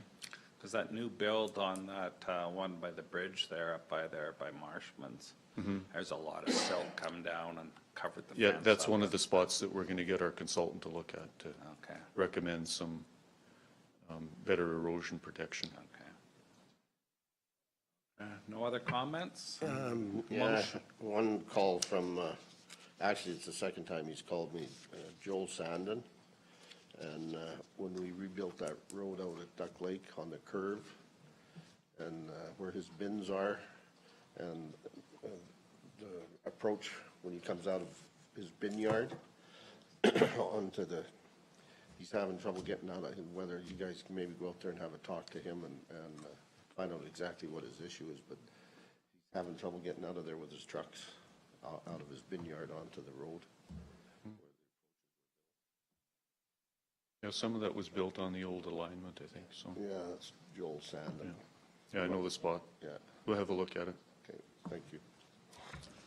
I have another ratepayer that's phoning is Brad Gardner. I sent an email, but then the floods came, and I can resend that email, though. He just wants information about a culvert that is scheduled to go in, but he just wants to know when approximate date would be. That's about it.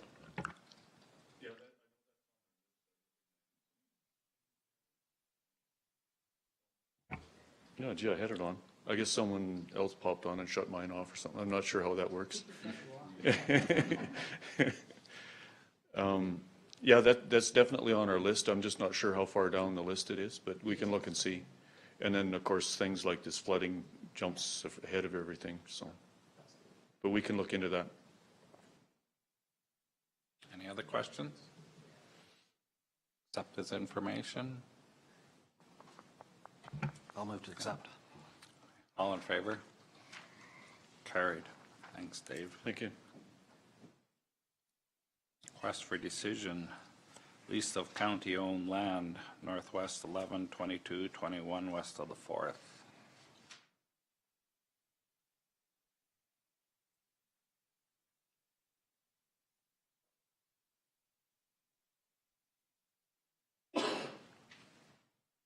Got a question? You sure?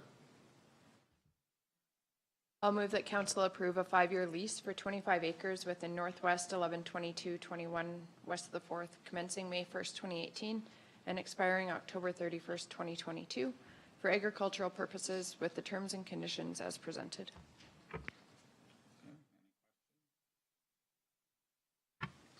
Any questions? All in favor? Carried.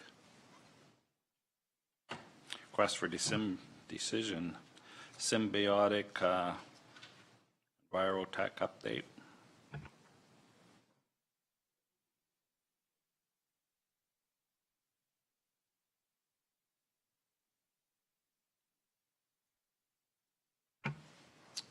I just had a question about this.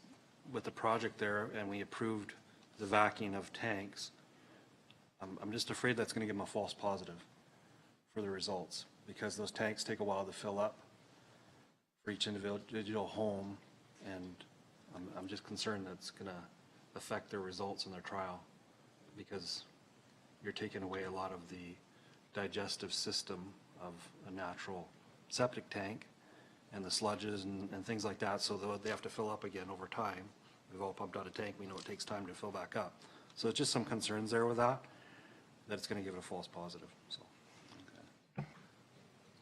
Mike, you have a comment? Turn your mic on. So through the chair, they are pulling it out of the secondary tank there, so they are getting what is a representative sample of what they would be receiving in the ultimate proposal. So, like I say, it is a trial here. There's going to be some anomalies in it. There's going to be some highs and lows that hopefully we work out with an average. But like the results that are coming out here, the test results are very encouraging as they're short way into their project. Seen some results, Mike? Or? Yeah, for sure. Sorry, and I didn't attach them to the report here. There's quite a few Excel spreadsheets that I didn't know if they're relevant. Overall, the quality is higher than they were expecting. So really, yeah. So already that's a good result. The pumping out shouldn't make the test inaccurate because that's planned to be done on an ongoing basis. So that's what the system would be dealing with regularly, right? Like every other year? Were you pumping out like half of the tanks every other year? Yeah, I think through the chair, what Councillor Clausen was asking about was pumping of where they were pumping these effluent for the tests here, or you're talking about? He's talking about the sewer Oh, pump sorry, out I for the misunderstood. Rosebud residents. Okay. Yeah, no, you're correct. It will be the ultimate plan to have them pumped out every 2 years. Because that will, the system will be operating with that in place, so it shouldn't falsely affect. Right, yeah, that's the end result, is to have those cleaned in the same procedures we would propose right now. And clarification too, the sludge and whatever's being pulled out of those holding tanks is going to, I'm assuming, Strathmore Drumheller for whatever gets pulled into that vac truck. It's not going into the plant. We haven't secured a final location for it. I mean, it's either Drumheller or what the existing community association is doing right now is using a farmer's field. So I don't think we're going to be continuing on with that. Yeah, well, and no, it's perfectly fine. It's perfectly legal to discharge onto the sludge as long as you have the authorization of the landowner. The environment has no problem with that. But I don't think as the county going forward, we want to be tied to any of that potential contamination of another landowner. So we will be bringing it to a treatment facility in one of the communities.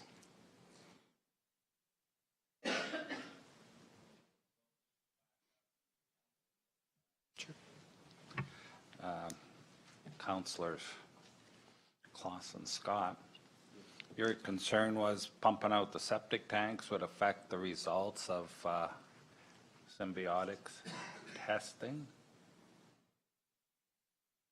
But we are not pumping out any septic tanks. When are we pumping any out, this spring or summer? Through the chair, the potential is that we will be pumping out late summer, early fall for half the tanks in the community. Half of the tanks that are in Rosebud, and That's that'll correct. probably be after the testing of symbiotics trial period, I'm thinking. That should be Correct, over with 1st of July, so Yeah, in no way would that affect the results in any. No, through the chair, any contaminants that are raised through there, really, looking at the system here, the cleaner the water that they have coming in, the better their system does work. So the fact that we'll be cleaning these tanks out in the future should help it. I mean, should speed up the process with their algae production. They do need a certain amount of bacteria in there, but that's why they're pulling it from the secondary tank. We were hoping that they could pull it from the primary treat, because we still do have a sludge tank, a secondary sludge tank in that system. Each individual lot has sludge tanks, and we have a secondary before it gets discharged. So they're pulling out after that secondary sludge. So they are getting some fairly clean water to begin with, and now they'll request even in cleaner, I imagine. Okay. Any other questions? Motion to accept as information? Jason, all in favor? Carried. Request for decision, apprentice parts technician. Approve a revision to the organizational chart, page 244.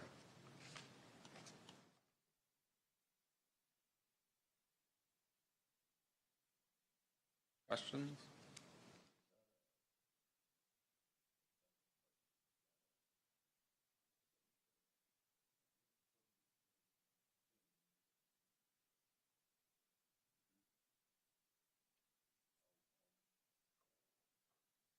I'll move the change to the chart.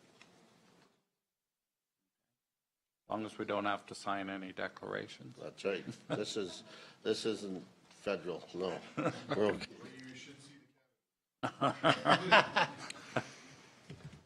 Okay, any questions? All in favor? Carried, thanks. Request for decision, heavy-duty mechanic position.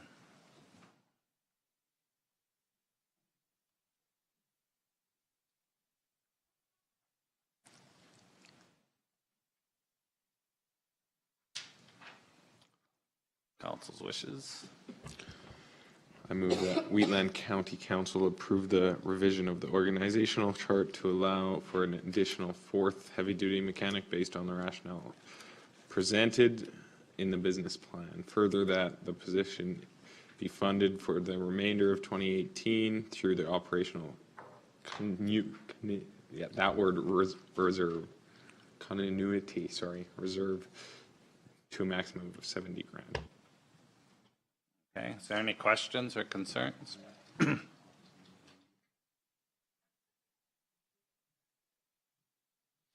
All in favor? Carried.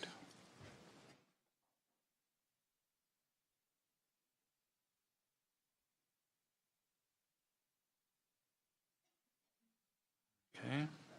Standard gravel, we have a letter requesting.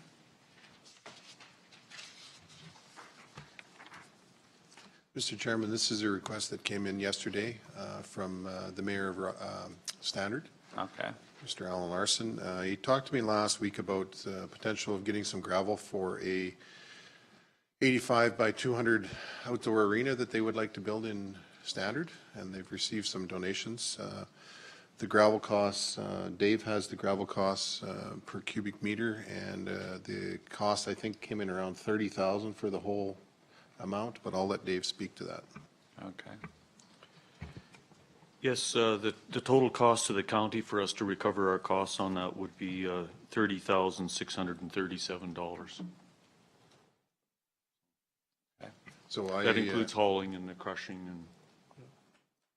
So that's no profit or anything like that for the county. Obviously, it's strictly our costs. It's considerably lower than what they can get. So in discussion with Mayor Larson, I encouraged him to submit a letter to council requesting some support on the gravel.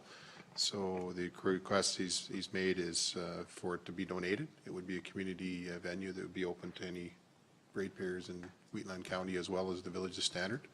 The other option potentially council could consider would be sell the gravel at a cost of $30,000, which is probably close to half what maybe they could get it on the open market. So yeah, maybe even a third of what it would cost. So there's more than one option there in regards to where council wants to go with it.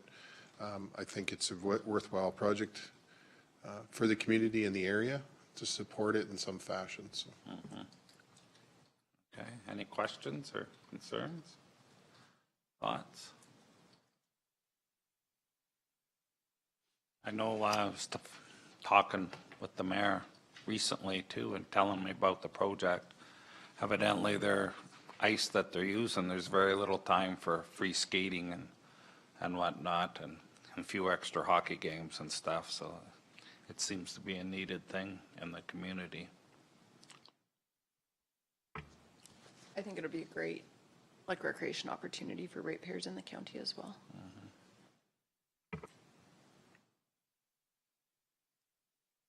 Thoughts, concerns, wishes?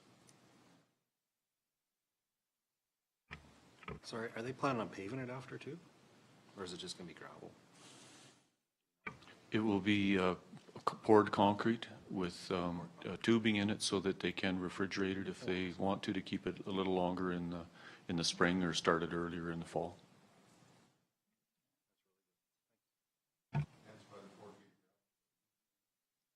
Yeah, they hate to have a crack. I would make a motion that Wheatland County donate the gravel for the standard outdoor arena. Okay. Mr. Chairman, can I just request consideration that the funds come out of the donations to other account? Okay.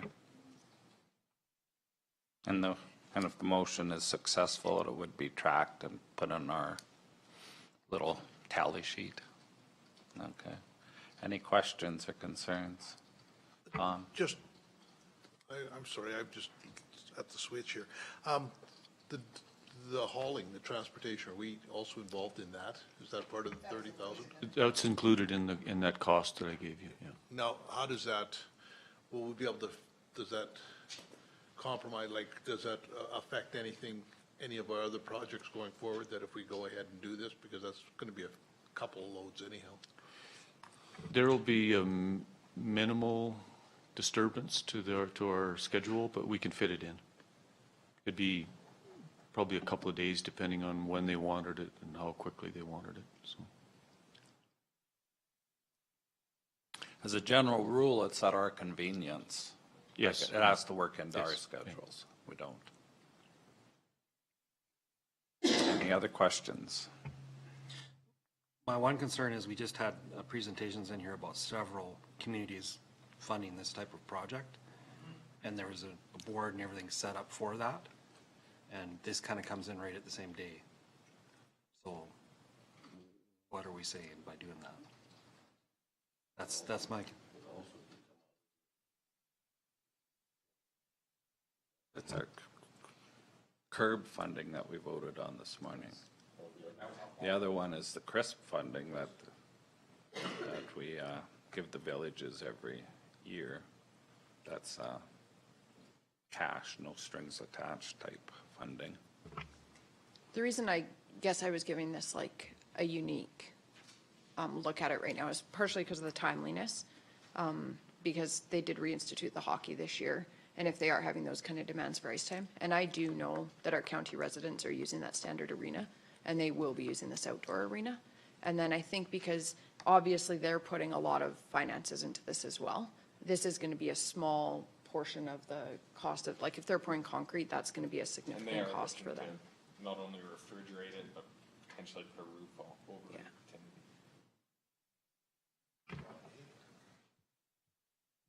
In terms of other communities, like if another community, like I'd be in favor of supporting another community if they came forward with a project like this where they're investing those funds up front, like even if it was a community association that was funding part of it, but then we could use some of our resources that we have. That's just my thoughts. And we don't know if they asked for funding through the other. I don't have a clue. Curb, was it? Yeah. I don't have a clue. No. Because I mean, these projects don't just happen in a snap of the fingers. There's a lot of thought put into it, so I'm just wondering why they wouldn't have applied for that.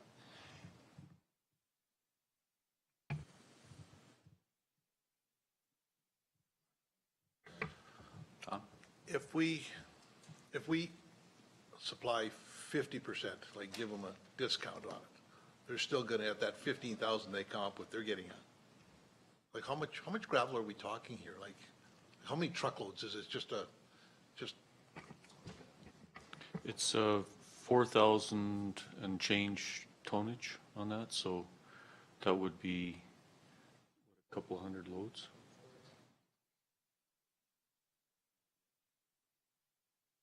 $166 loads.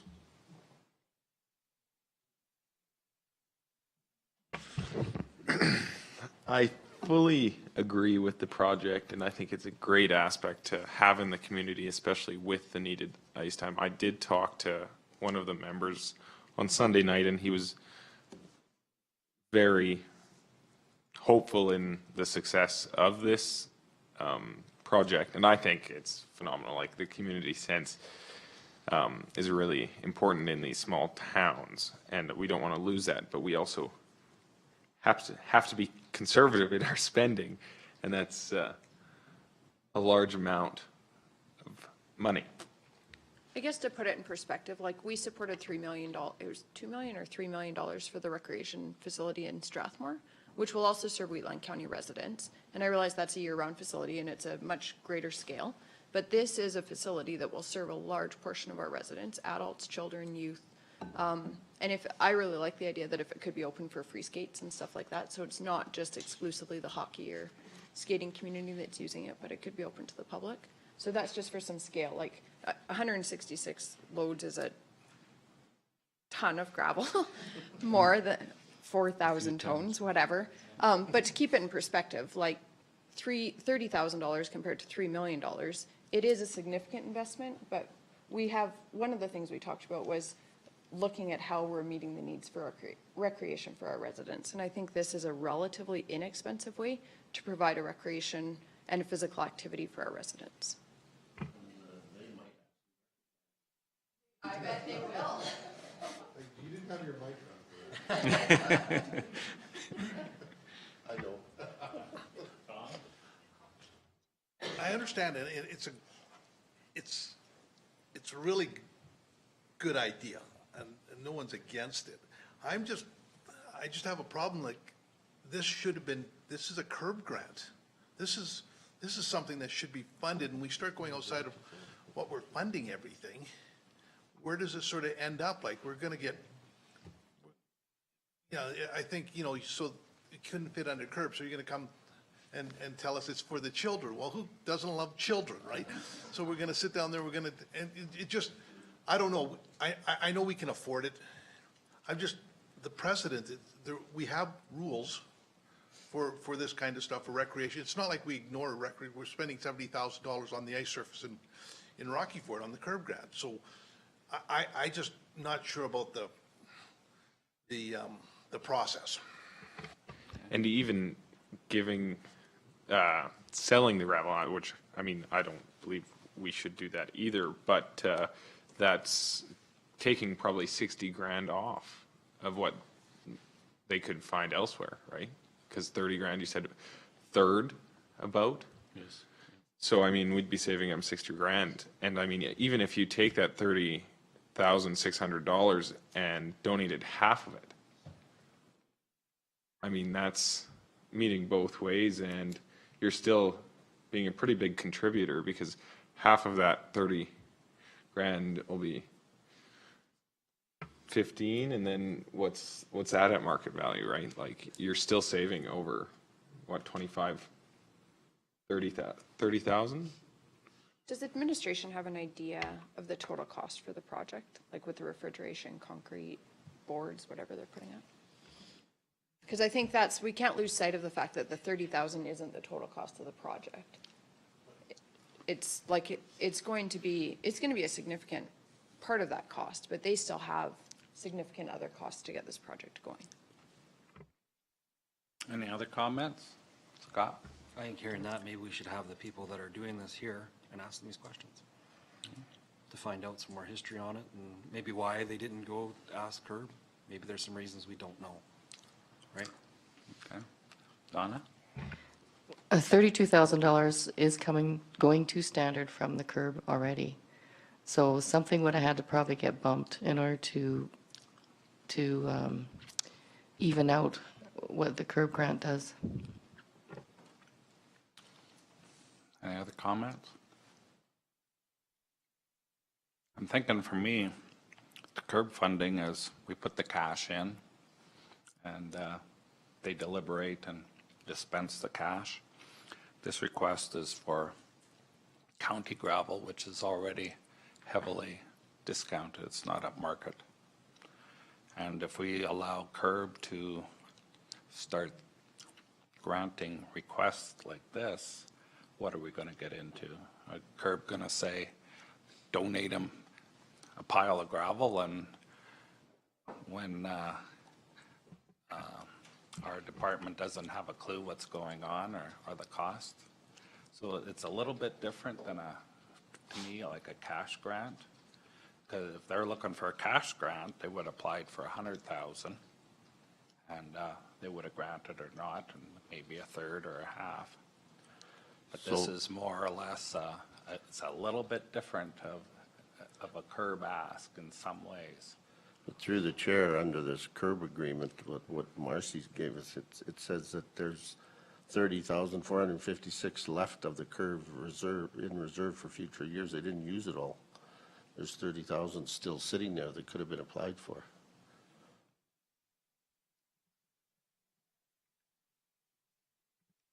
Missed that one. What page is that on, Ben? I think they historically have kept administration, correct me if I'm wrong, but when I talked to a member of the curb board, I think they typically keep some in reserve. And there were excess requests like that. They could have used the whole reserve. They could have used all the funds. They had requests that exceeded the available funding, but they prioritized that and kept a reserve. I'm not sure exactly the rationale, if it was for, you know, if the county had a year where we had less funding. I know Nehill just cut some funding to their like small villages, and it's causing a lot of issues for those villages. So it might be like that rationale, just that they keep it for a rainy day if the county had less funding. Okay, you do. It also says on that page, Ben, that they've spent more than they got money in. Spent 387,000 of the 365 that was revenue. Okay, so we do have a motion on the floor if there's any other pertinent talk to the request. So the motion is 30,000 ton of, no, what is that? I'm just trying to find it. What is it? Donate the gravel as per the request? How's that sound? Okay. Any other questions? All in favor? In favor? Opposed? Ben, which way are you voting? I missed it then. Okay. Yeah, it's carried. It's carried. Okay.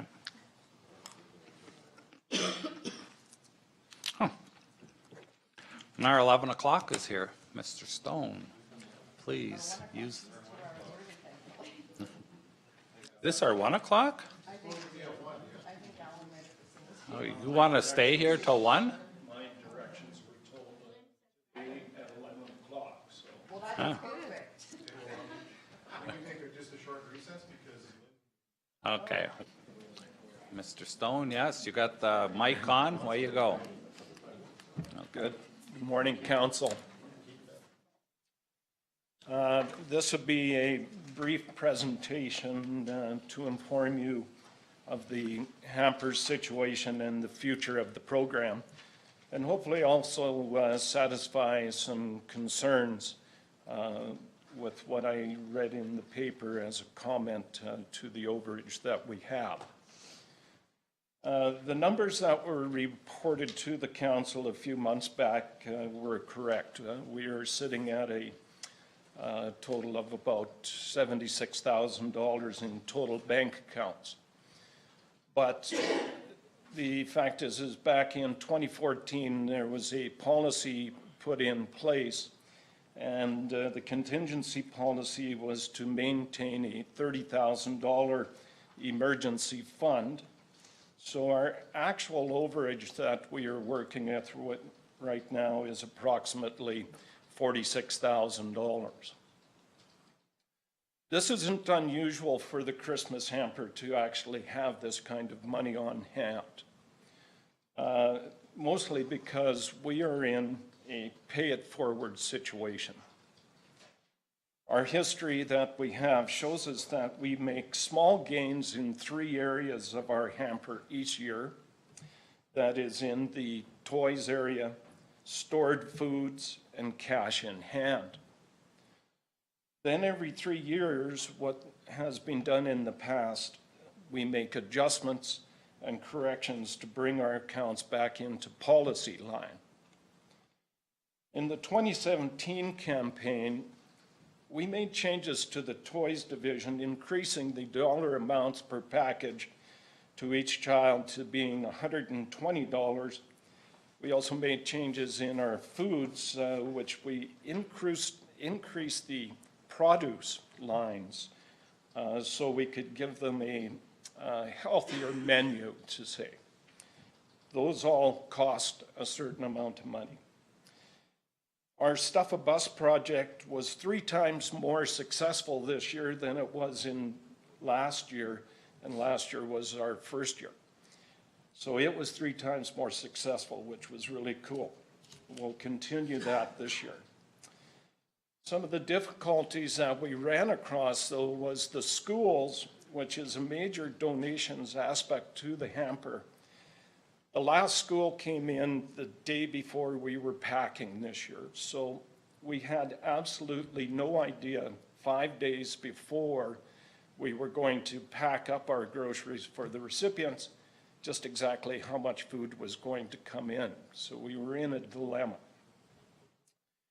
We didn't know quite how much it was going to take to actually fill the shelves because of that lateness. Also, cash donations this year was a difficulty because up to 10 days prior to packing day, we were also down about $25,000. So we were in some dilemma there going, okay, what's going on with the hamper this year? And we had many discussions trying to figure it out. In the end, though, in the program, and because of the community we live in, our cash and cash-in-kind donations came through in flying colors. All of a sudden, things started to ramp up, just 2 weeks short of us having to give out hampers. If you understand our hamper and the way that it works, when you're within 2 weeks of D-Day, it's very difficult to actually change quantities and go out and make acute decisions on what we were supposed to do. So again, that's why we're in a pay it forward. We kept everything to the standard of what we wanted to do for the year. The library in town was under construction, so we had to make changes to our coat program, which Harvest Healing took that over for us, which was nice. But it also had effects on us with the way that the clients were handled, which we ended up doing that all at the Livestock Pavilion this year. And in the end, it actually turned out very well, and we're going to do the same thing this year. But the bottom line was our accounts grew again. Like I say, that's not unusual because the status quo was to make corrections every 3rd year. This would be the 3rd year to make corrections.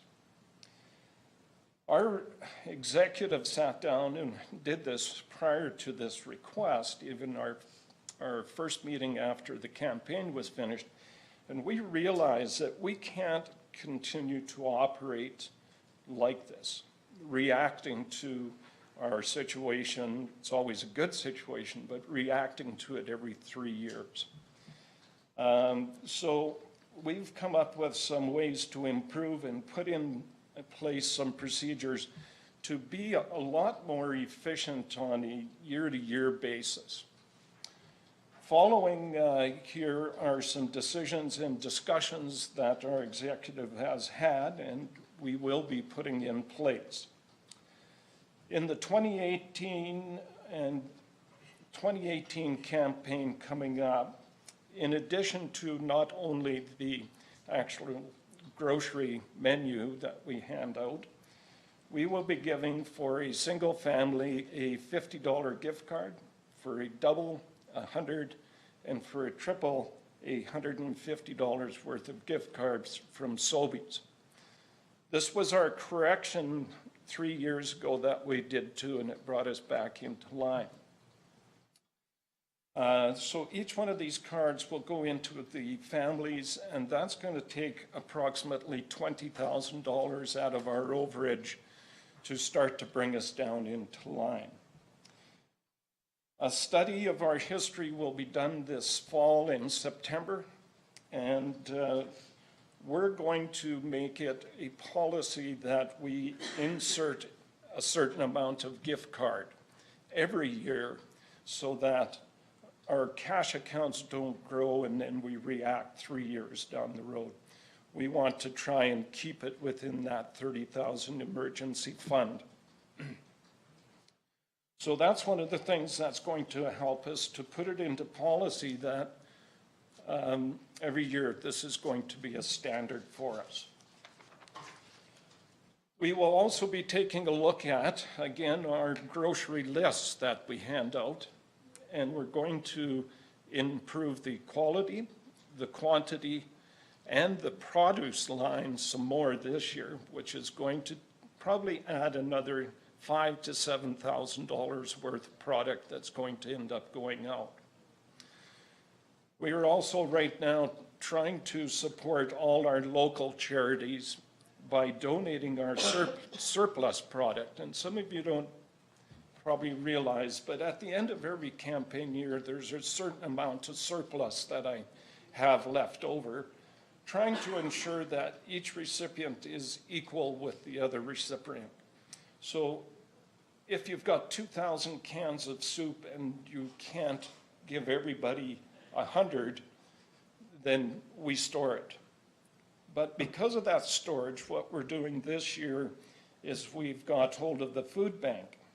The local veterans, and just to clarify, when I say local, I mean local, not giving it to the Veterans Food Bank that goes to Calgary and then gets distributed.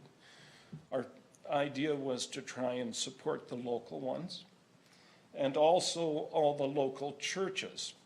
And we have opened it up to these people to give us a call and they can take from our surplus. That way, there is $5,000 worth of surplus product in our storage. At the end of the year, there'll be zero, hopefully. So when you put the numbers together in those first three items, we're closing in on about $30,000 reduction in our overage. We are also looking actively for a better way for us to handle our overages. At the end of the day, and usually that's myself, 2 days prior to Christmas, I'm sitting in the ag building by myself looking at all this stuff because everybody has gone for Christmas. So it becomes an issue, right? And so that's why it goes to storage. It's the simplest way. But we're going to find a way that we can take all our overage or our storage foods and distribute them to the local charities throughout the year. And I'm trying to find somebody that's going to help me. I can't do it all myself, so I need somebody to jump on board with me. And we've approached that within our executive, and we will have somebody to do that this fall. We are also looking at building a website this year. I want to have that up and running by September. I believe that we need to go to a website. Even though some don't have computers, it's all the word of mouth. Though I've seen the website, I know where you can contact.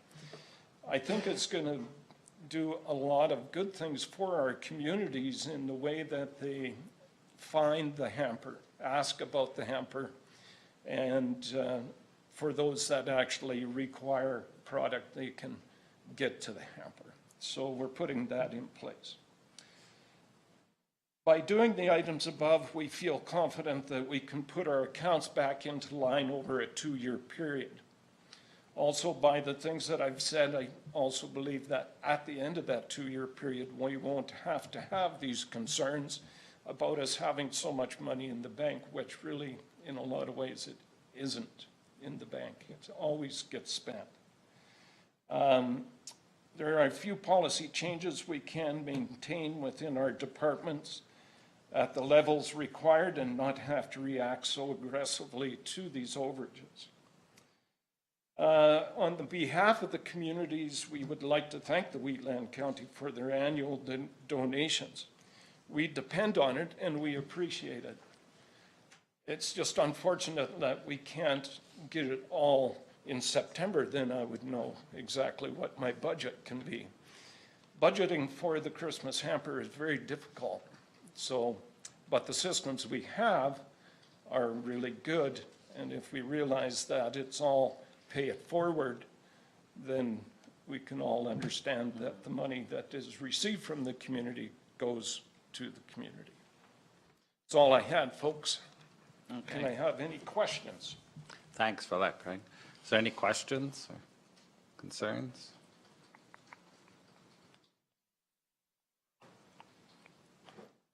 Yes. Okay. I'm Ben? today. Just a Thank comment you. Okay.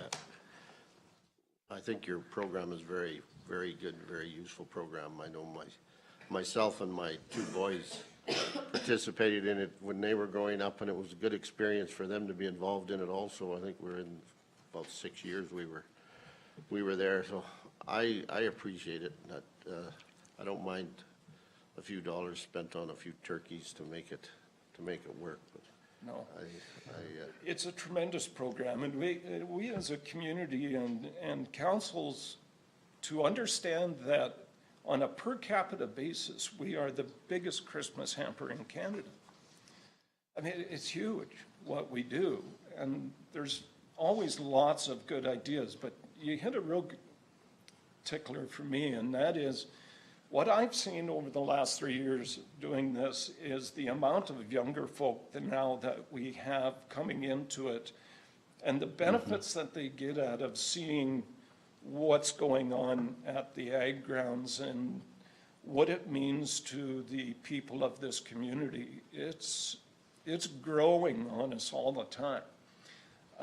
We've considered lots of things in the sense of maybe we should change this and take it out of the hands of, and maybe we'll get the packing done by somebody else and doing. But when you have the community come together and spend a day packing food and the fun and just the realization of the good that you're doing within your community, it's great. And as I say, the young folk that we're getting, they just get a giggle out of this and they feel like they're doing something. So it would be a shame for us to lose it, which, and as by the numbers and your concerns on the numbers, we're not losing it, we're growing. It's just trying to smooth a few things out in our program to make it less reactive. And it'll come, and I see a lot of younger folk at this table, and we'd sure like to have them come out and give us a hand too. Right, Mr. Eckert? Come join me. Is there anything else? Yeah, anything? I don't.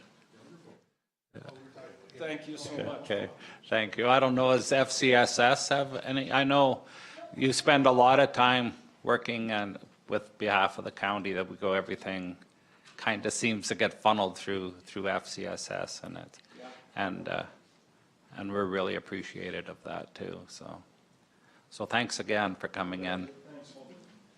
Any other questions? Motion to receive as information. All in favor? Carried. Thanks for coming in. We appreciate it.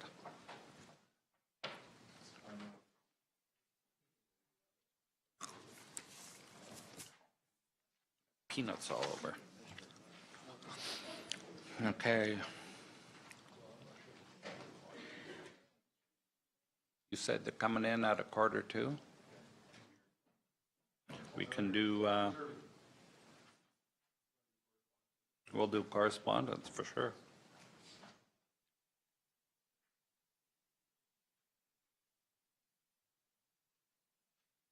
We got a letter from Bow Valley College.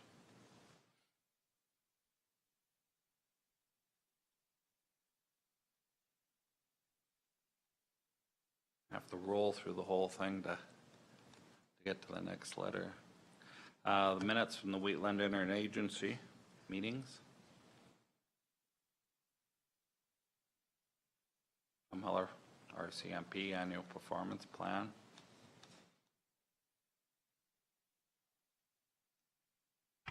I just have a question about the Drumheller report.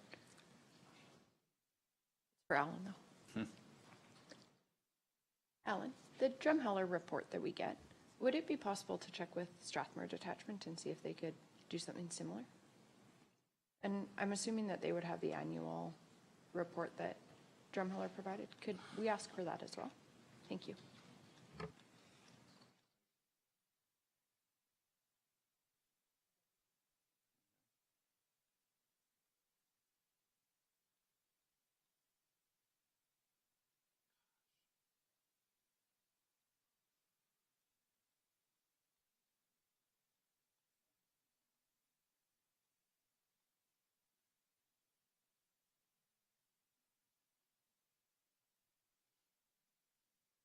Okay, a letter from Royal Canadian Mounted Police, RCMP. In our discussion at the RMA meeting, you identified the following issues.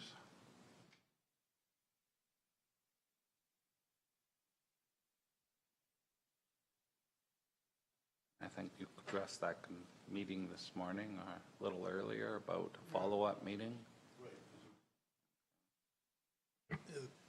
There was going to be, Bernadette Chapman, who's the chief superintendent, was going to coordinate a meeting between the two counties, like Rocky View, the town, and county of Wheatland. And I haven't heard hide nor hair of it, so. Good if we can get Rocky View.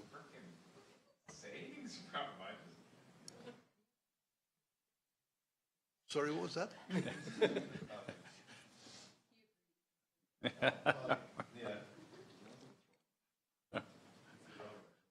We'll have to work on updating our comments, I guess, Tom. Okay, and a letter from Alberta Culture and Tourism.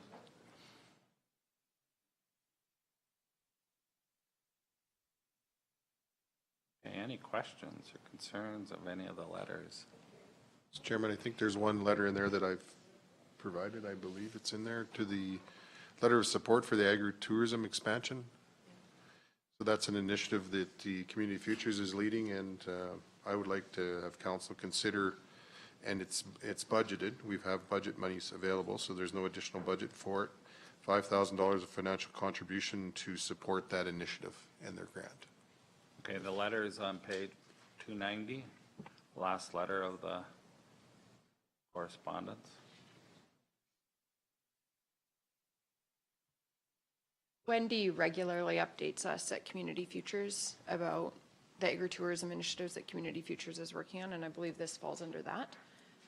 And she's really actively working. Jason and I attended one of her open houses here, and I think there was probably about 10 to 15 producers that came that are interested in working with Community Futures and working together, get more training for open farm days and different activities like that. They're talking about, there's some grant monies for doing a couple other activities, and I think this funding could support that. So I would move that.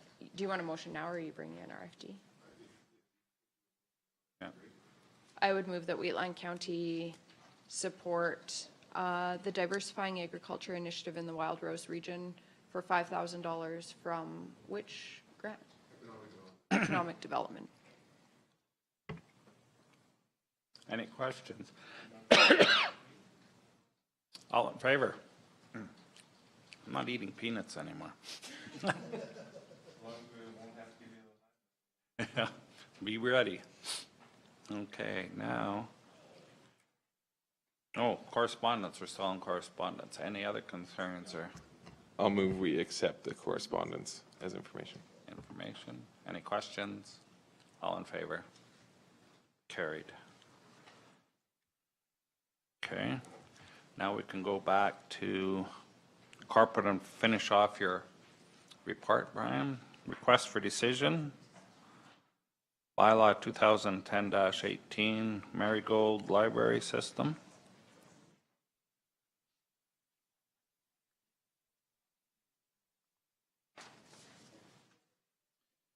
Good morning again, Council. So on page 226 of your agenda package is the RFD for the first reading of bylaw 2018-10. So that's a follow-up to resolution 18-2-50 and that was when council directed staff to create the lending bylaw for up to $2 million to assist with the construction of the new Marigold Library System headquarters. Okay. Questions, wishes? So just for council's understanding, so the process that we have to do here at the county is that we create a lending bylaw. So the first reading of the bylaw comes to council, and then we, after the first reading is either is moved, then what we do is we advertise it for 2 weeks. We gather any public feedback. If there's a hearing required, we'll do one at that point. Until we receive that feedback, we just don't know. So then after that, we come back to second and third reading. Okay. And if it doesn't move, you don't have to do anything.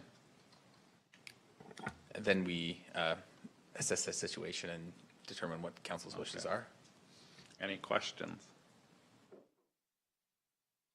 Council's wishes. Amber? I would move that council move first reading of bylaw 2018-10. Okay, any questions? All in favor? Opposed? Which way did you vote? In favor? It's carried. I didn't see your hand. Okay. Request for decision, 2018 library funding.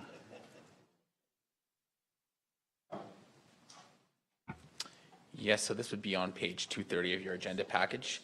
So the library funding is something that we do annually. It's a resolution that was passed in 2013 that we continue to follow until we receive any update from council.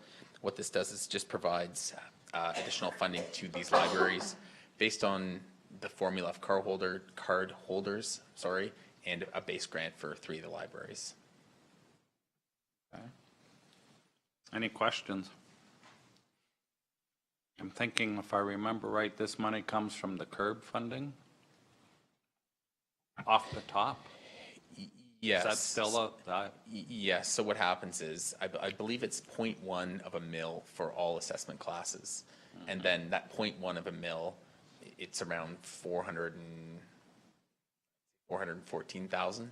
So 50,000 of that, which is the maximum that we can contribute to the libraries based on that resolution, is what we, distribute at that point. So the remainder goes to the CURB. Okay, I thought I'd bring that up. I didn't know if the new council knew that or not. But it's part of that CURB funding, the formula that we get it. And it is budgeted for. The cost for this specifically is under section 7400, the library section of the budget. Okay. Any other questions, wishes? Amber? I'll move that council direct staff to forward contributions totaling $45,050 to the libraries located within Wheatland County, as indicated in this request for decision, subject to continual operation as a library in 2018. Further, that the contributions be funded from the library reserve. Any questions? All in favor? Carried. I think that's it. Thanks, Brian.